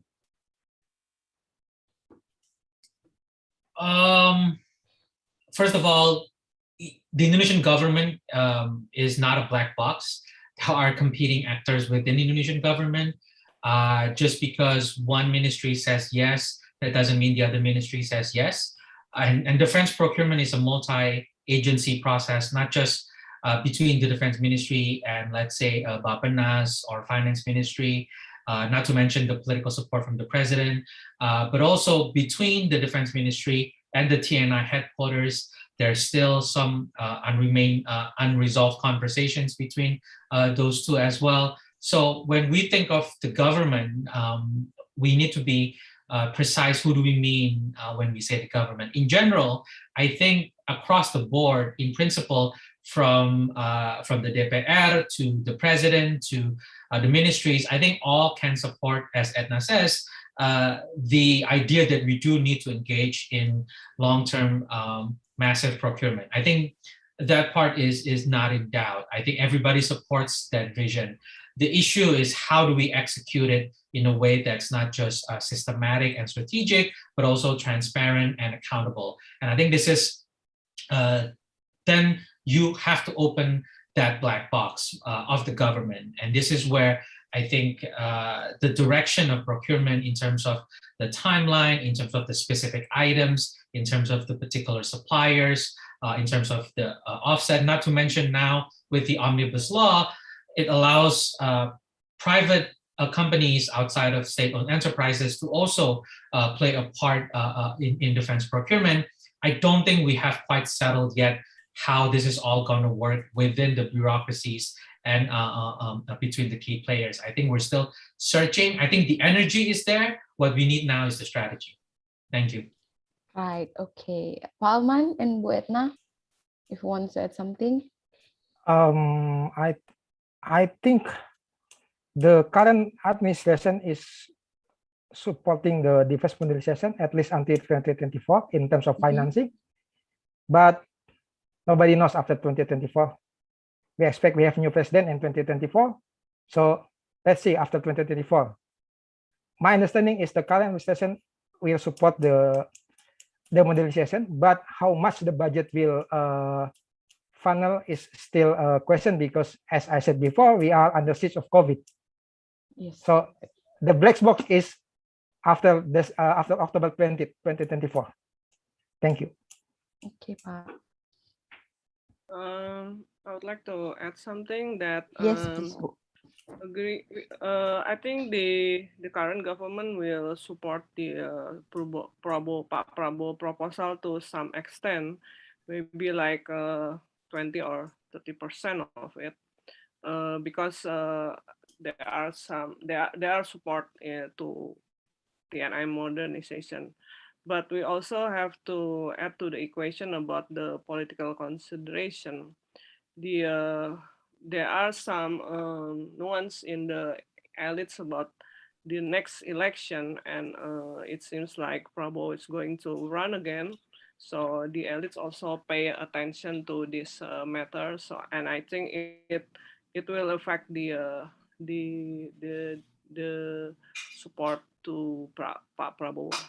And I think there is no other way for this country other than to support the proposal, but maybe not 100%, right? Because it's as Alman said, there is a huge economic consideration, but to some extent, maybe like 20 to 30%, it's fine. I mean, because TNI political bargaining position also quite good these days. So it seems like there is a positive sign of it. Okay, back to Fauzan, please. Next question we have Astri Rafikasari from Lapan. Defense technology has high risk, high cost, and high technology characteristic. In that sense, and also considering the global dynamics and our free and active foreign policy doctrine, which country should Indonesia choose to serve as a strategic partner in supporting TNI modernization and the Essential Force program? And next question it is for Mas Evan. You previously mentioned the importance of defense diplomacy and the absence of publicly available strategic documents for the post-MEF program. In that sense, how do you think the region, ASEAN, or the whole Indo-Pacific region will respond to Indonesia post-MEF program? Maybe Mas Alman can answer the question first, Mas. Yeah, thank you. Yeah. About the strategic partner for weapon modernizations, about strategic partner on defense technology, I think we should employ the agreements we have today with some Western countries on strategic partnership, which include on defense cooperation, defense industry cooperations, like with the US. Also, we have DCA with France and some other European countries. It is more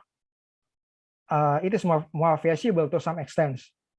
I understand that there is ITAR there, but as long as we can convince the supplier that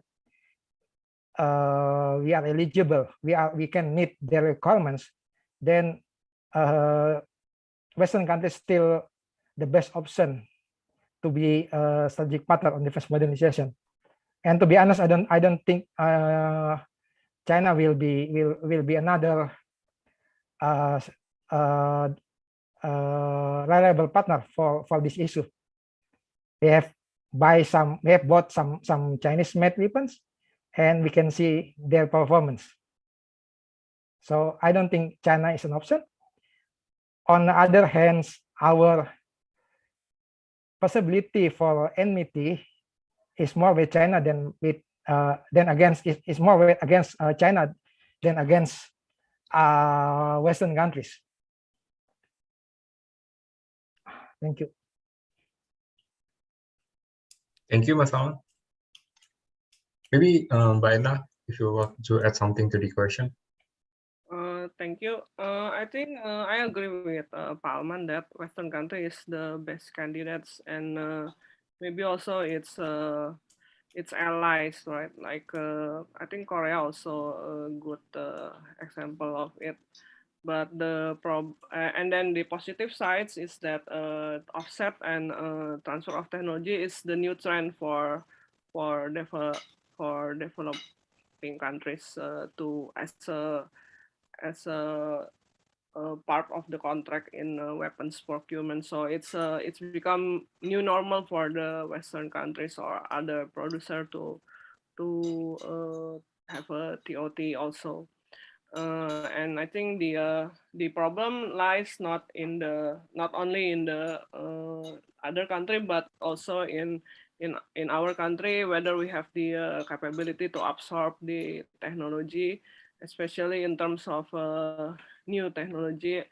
And as I said before in my presentation, there is a huge problem in human resources and capital. So for example, like with the Korea, when we developed the fighter jet KFX, the problem not only lies in the budget or financial availability, but also in our side in terms of the human resources and financial things. So I think the question should be like whether we are more ready right now, because other countries like France, they also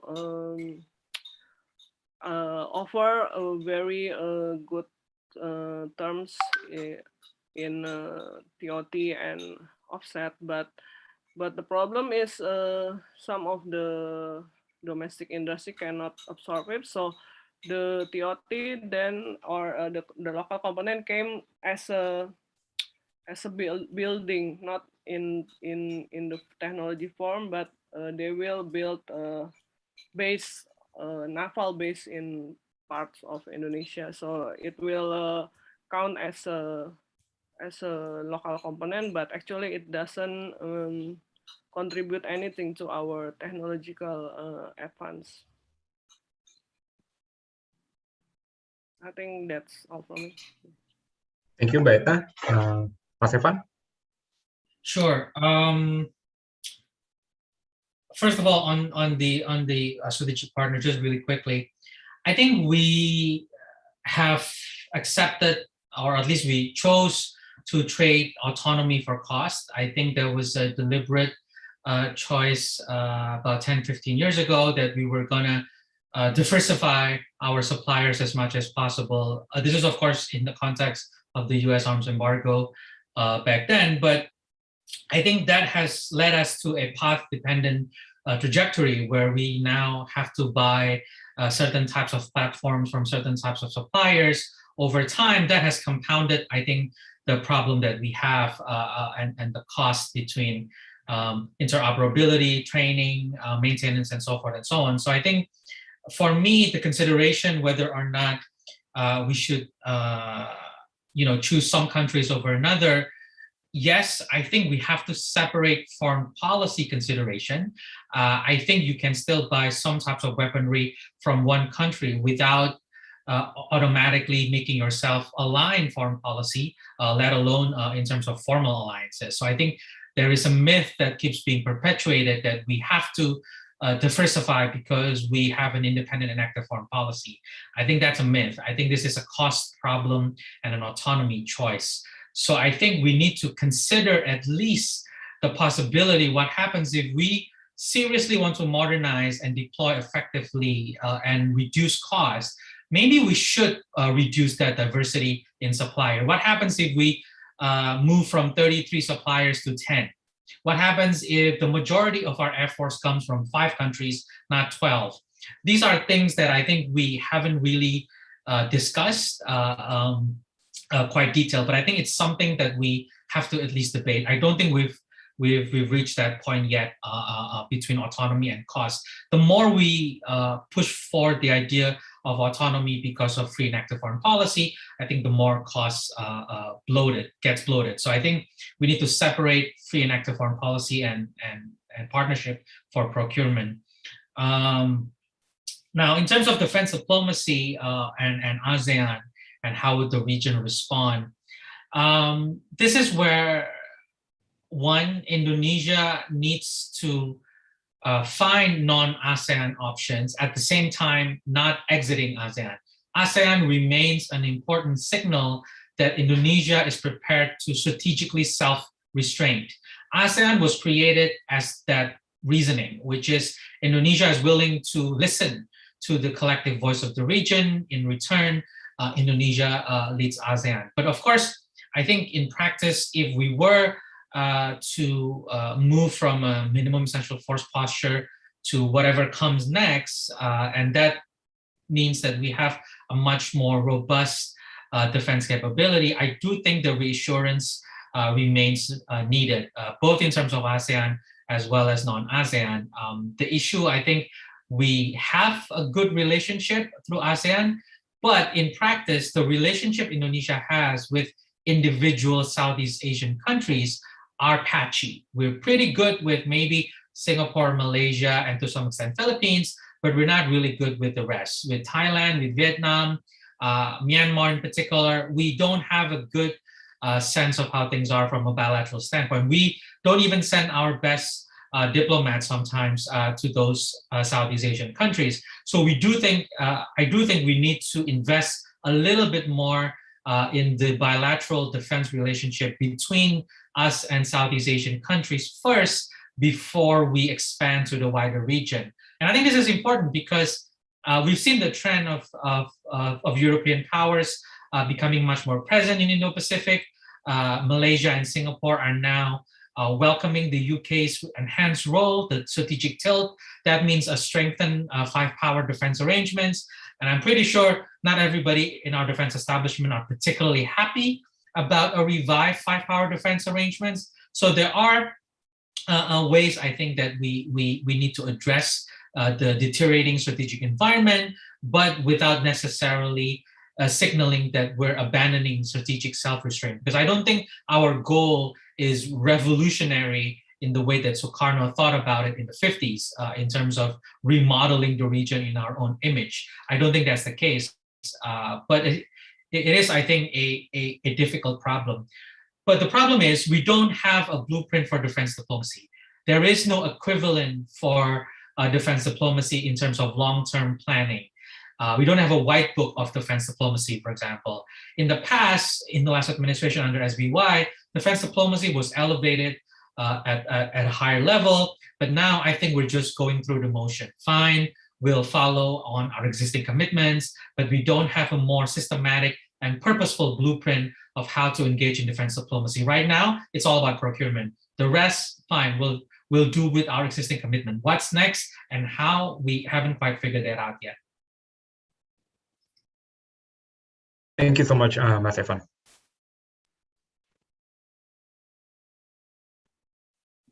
Anastasia?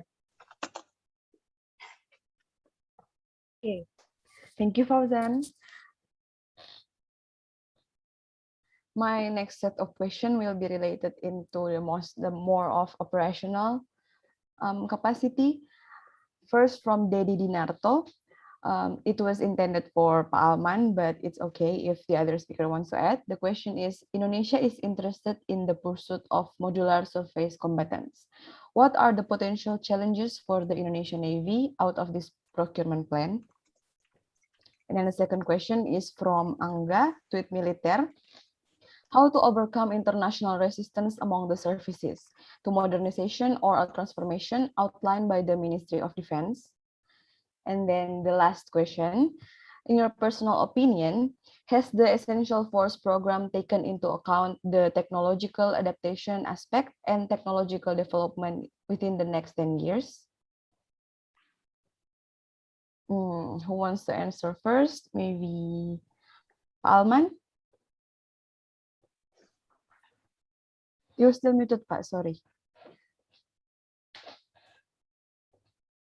I think the modular technology is not new for us. At least we have two classes of frigates and corvettes, which basically are modular ships. The problem is about automation. The problem is about culture, whether the Navy wants to adopt that automation or not. For example, on the let's say the Italian-made frame frigate, the crew is only more or less than 150 crews. If we adopt that ship, are we going to the way Italian Navy adopt the ship or not? Or we add more 50 more crews? This is about strategic culture. This is about culture in the Navy. Whether we are focused on technology intensive or we are focused on labor intensive.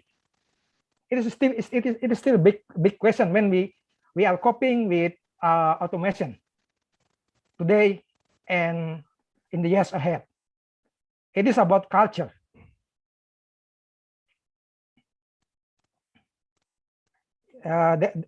Sorry, can you repeat the second question about technological development, please? Actually, the second question was about the internal challenges, Pak. On? The internal challenges or resistance among the services. For what? For the... Actually, the question from Masanga from Twitter was also for all of you. But he mentioned the case of the frame frigates. When the deal was announced, we had some retired admiral who voiced their concern. So it shows the resistance to defense transformation from the service against the Ministry of Defense. I mean, we have seen also this kind of pattern recently, maybe from the OMT frigate. So I think it's the main question from the guest. I think the resistance is normal because there are many factors for this. Let's say the Navy will have our jetty is not enough, but the issue about jetty, let's say you just ask their just request the budget to the Minister of Defense, and then the Minister of Defense will request the budget to the Ministry of Finance. It is not job to think about the budget. How the government get the budget is not your job. It is the Ministry of Finance job to find the budget. So I think in terms of facility, every year there is a budget on what we call in Indonesian naval facility budget in order to build new or to modernize the jetty.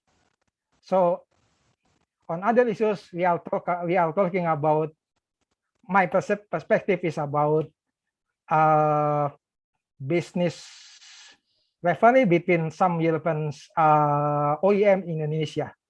So it is not new here. It is not new here because, to be honest, Damen has been side or kicked out as of today due to the Fincanteri movement here in terms of arms procurements and arms sales. So there are some factors that, but I cannot tell details here. So my point is, if you want to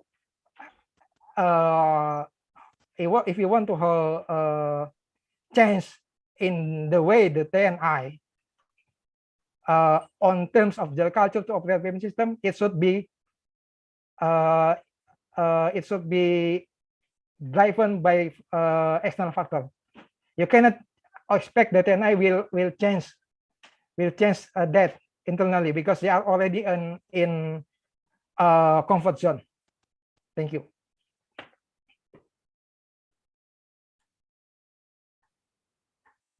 Okay, Bu Etna wants to add something. Okay, I'm totally agree with Pak Alman.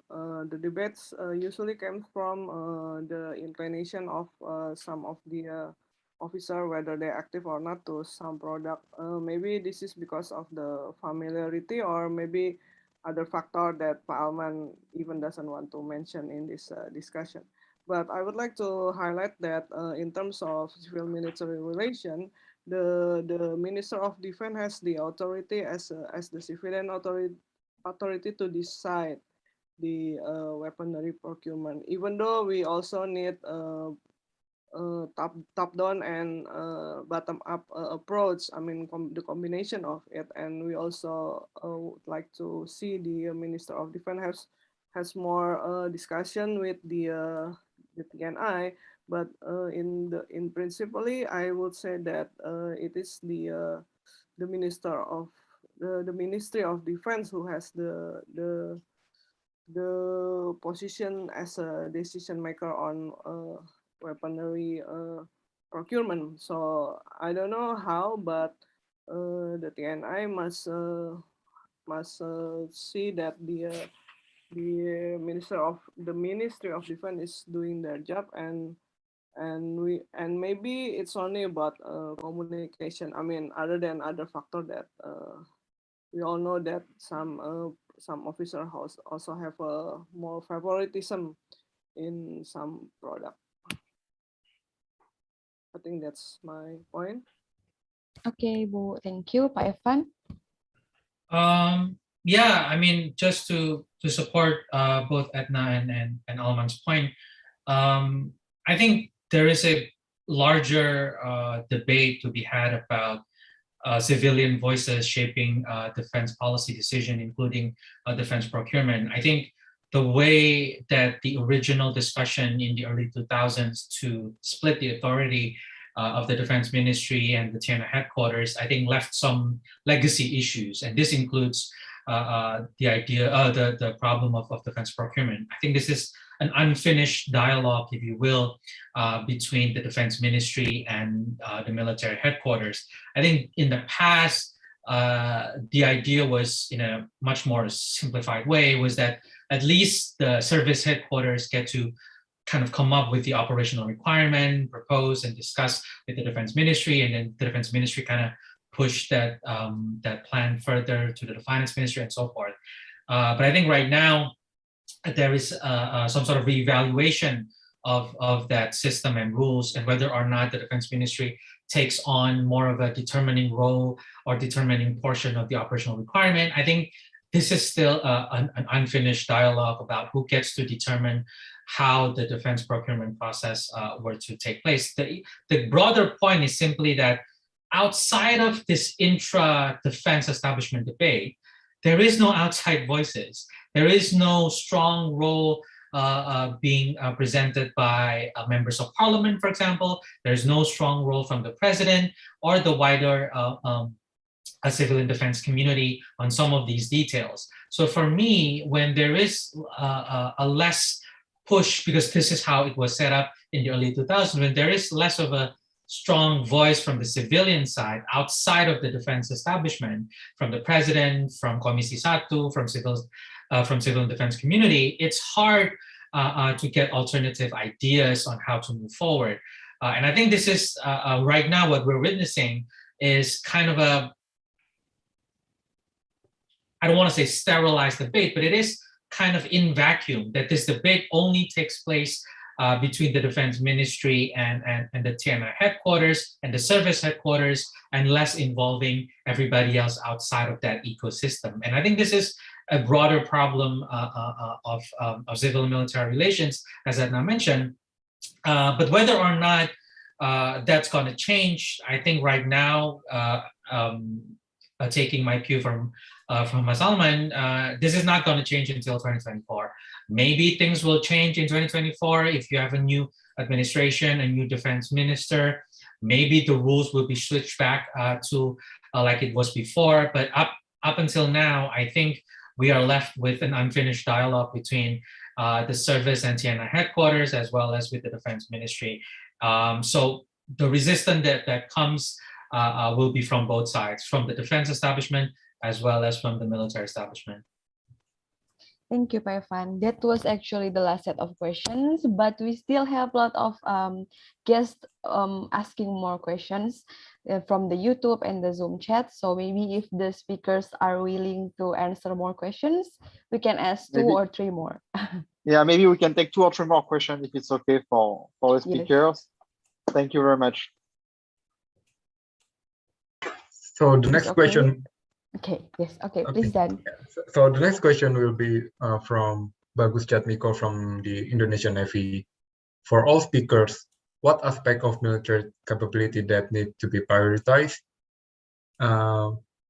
Also from Wirawan Wicaksono, also from Indonesian Navy, how to build an organization culture that encourage optimization and efficiency, such as acquiring a common weapon system, and how to properly calculate the right defense posture while Indonesia is still implementing zero enemy policy.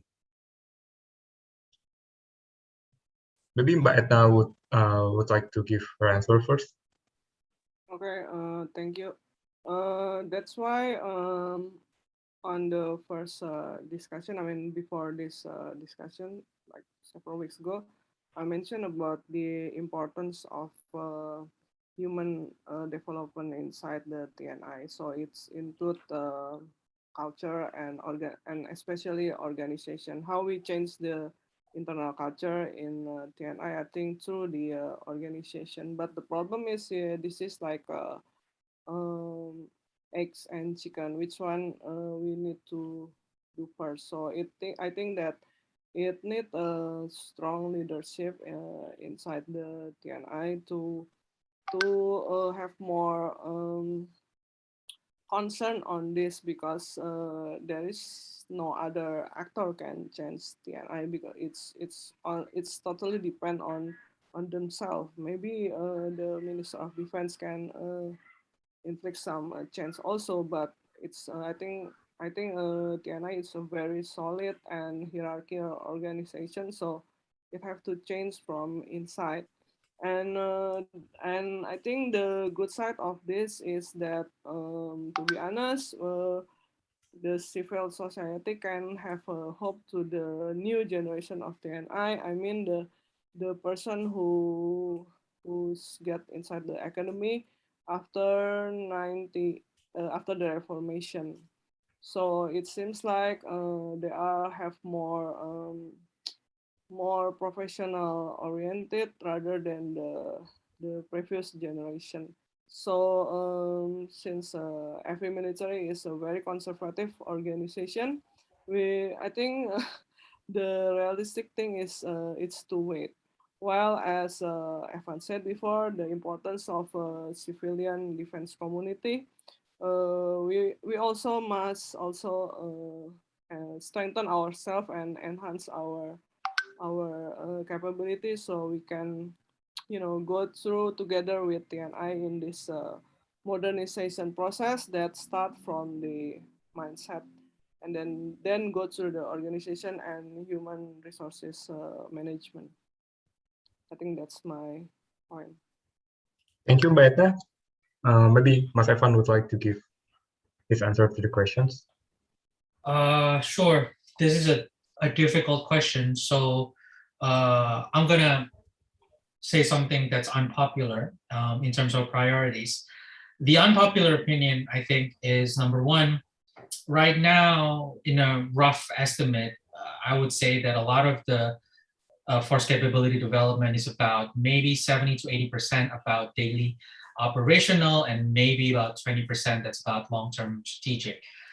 If that long-term strategic includes the potential of a regional conflict, that ratio is not sufficient. I think somewhere down the line that has to be shifted a little bit to maybe about 60% about long-term strategic challenges and maybe about 30 to 40% that's operational.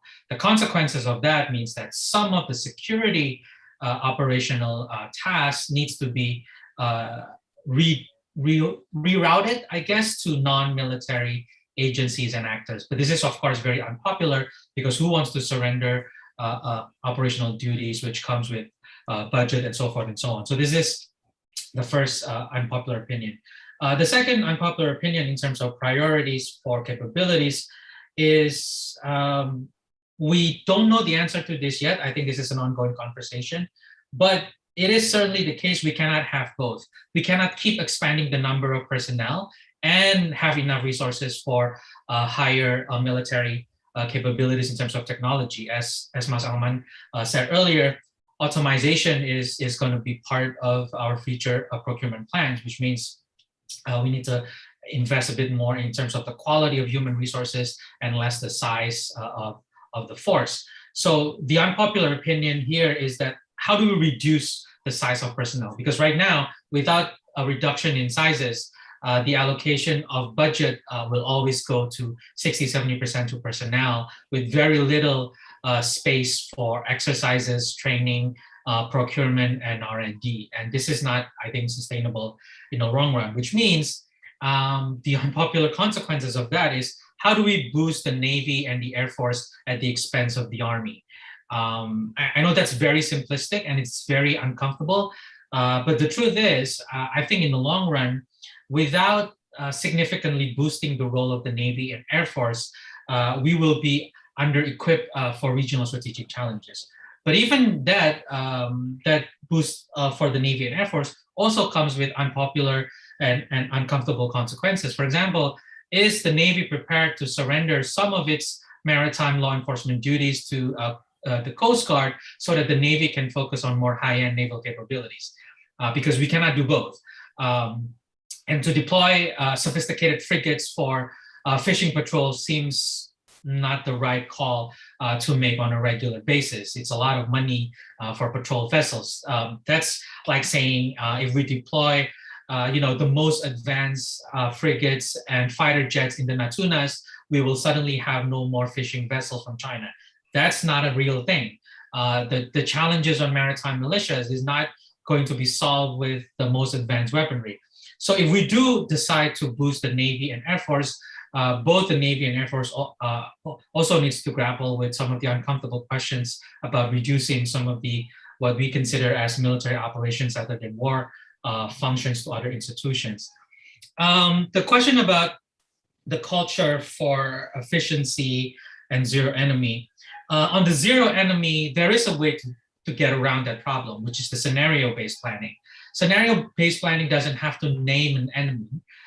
You have to name an enemy if you want to do competitive net assessment, but when you want to talk about scenario-based planning, you can kind of skirt around naming an enemy. You can just simply say, what happens if there's a conflict between US and China? How do we respond? That's different from naming an enemy. So there is a way to get around the naming of enemies for scenario-based planning. Secondly, culture. The essence would have to be personnel reform. And personnel reform is not just about welfare, but also education, training, and promotion. To what extent, if you are educated at the Naval Postgraduate School, will you come back and be the future Naval Chief of Staff, for example? Because the idea is that sometimes those who are well-trained and well-educated overseas sometimes don't necessarily get the best positions available when they go home. You don't necessarily have an internal transparency on the meritocratic position of promotion policies within the armed services. And I think these are all uncomfortable questions, especially at a time when we have to deal with promotional logjams across the board. So without a fundamental rethinking about personnel size, personnel management, promotions, education and training, as well as the value of education and training for promotions, that culture of inefficiency and the other issues that you mentioned are harder, I think, to overcome in the long run. Thank you. Thank you, Mas Evan. Maybe Mas Alman would like to give his opinion about the questions.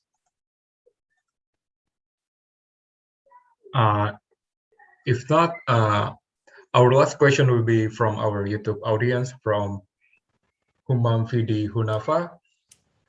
Regarding the RAN report in this year, there's a problem of interoperability that led to ineffective use of technology.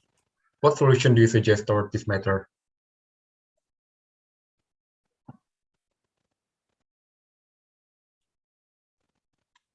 Maybe Mas Evan or Mbak Edna would like to answer first about the interoperability problem. I think probably Mas Alman and Mbak Edna can tackle that on. Yeah, I think the problem is first is about culture. How you are going to be purple. Purple is mean jointness. How about jointness culture in the TNI? That's very basic issues. The second one is about procurement equipment. Yes, you can buy different equipment from different countries, including communication systems, radio and radars and everything. But you should connect those different equipment into connectivity. That's still an issue. How to connect this? How to connect those equipment today? Because technically there is proprietary issues there. There is source code issues. There is a protocol issues that need to be resolved with the OEM. Also, it need to be resolved with the country which sold the equipment to Indonesia. So this is a big challenges. And on the other hand, there is a small step by TNI in order to develop a real C4ISR capability in terms of connectivity. But whether this program will be success or not, we'll see in next few years, because the program has not finished yet. So you have two issues. The first is culture, how you are going to be powerful, and then how to connect the different communication equipment into a seamless one.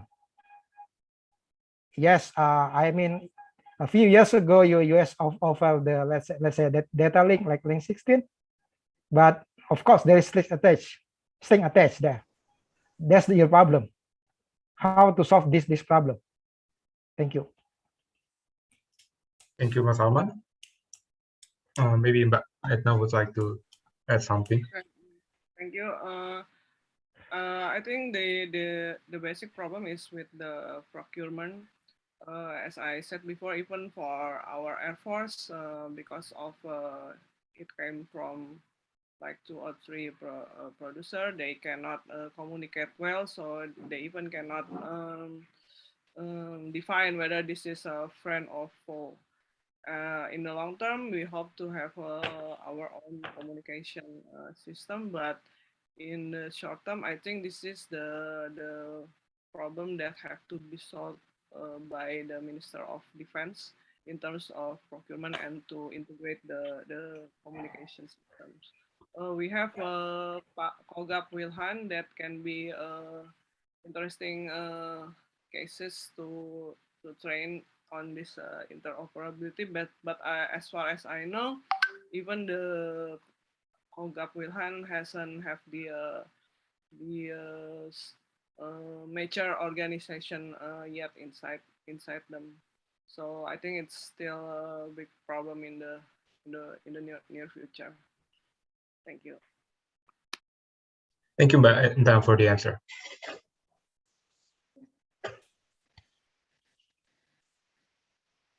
Kak Farina? Thank you very much to our speakers, and that concludes the last of our Q&A session. We are very thankful for our speakers and our audience today for a very fruitful discussion. We hope this webinar gives us an insight to the shift from minimum to essential force in the modernization of the Indonesian National Armed Forces.